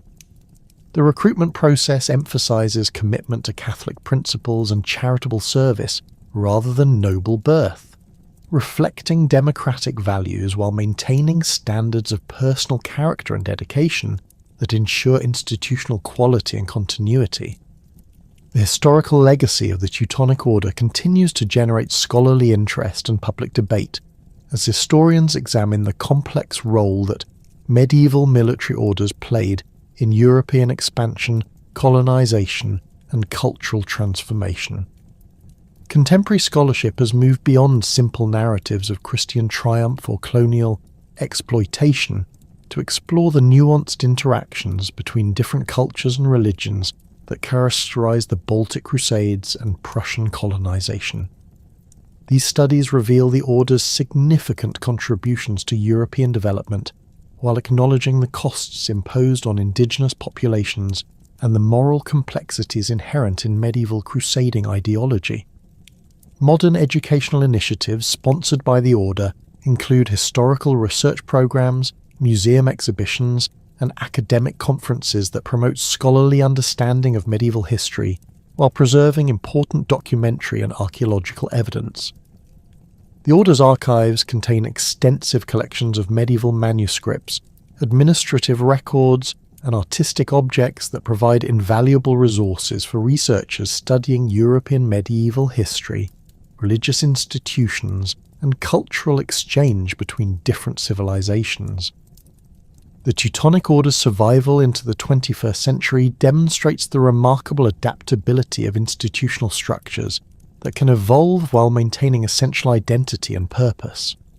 From medieval crusading organisation to modern Catholic charity, the Order has successfully navigated fundamental changes in European political, social, and religious conditions while preserving traditions that connect contemporary members to 8 centuries of continuous institutional existence. This extraordinary longevity reflects both the strength of religious commitment and the flexibility required for institutional survival in changing historical circumstances. Today, the Teutonic Order continues its charitable mission throughout Europe and beyond, operating healthcare facilities, educational institutions, and social service programs that serve diverse populations regardless of religious or ethnic background. Their work embodies the transformation of medieval crusading ideals into modern humanitarian service, demonstrating how historical institutions can adapt to contemporary needs while maintaining their essential spiritual and charitable character. The white mantle and black cross that once symbolized medieval military conquest now represent dedication to healing, education, and service to humanity's most vulnerable members, completing a remarkable transformation that spans nearly 2 centuries of institutional evolution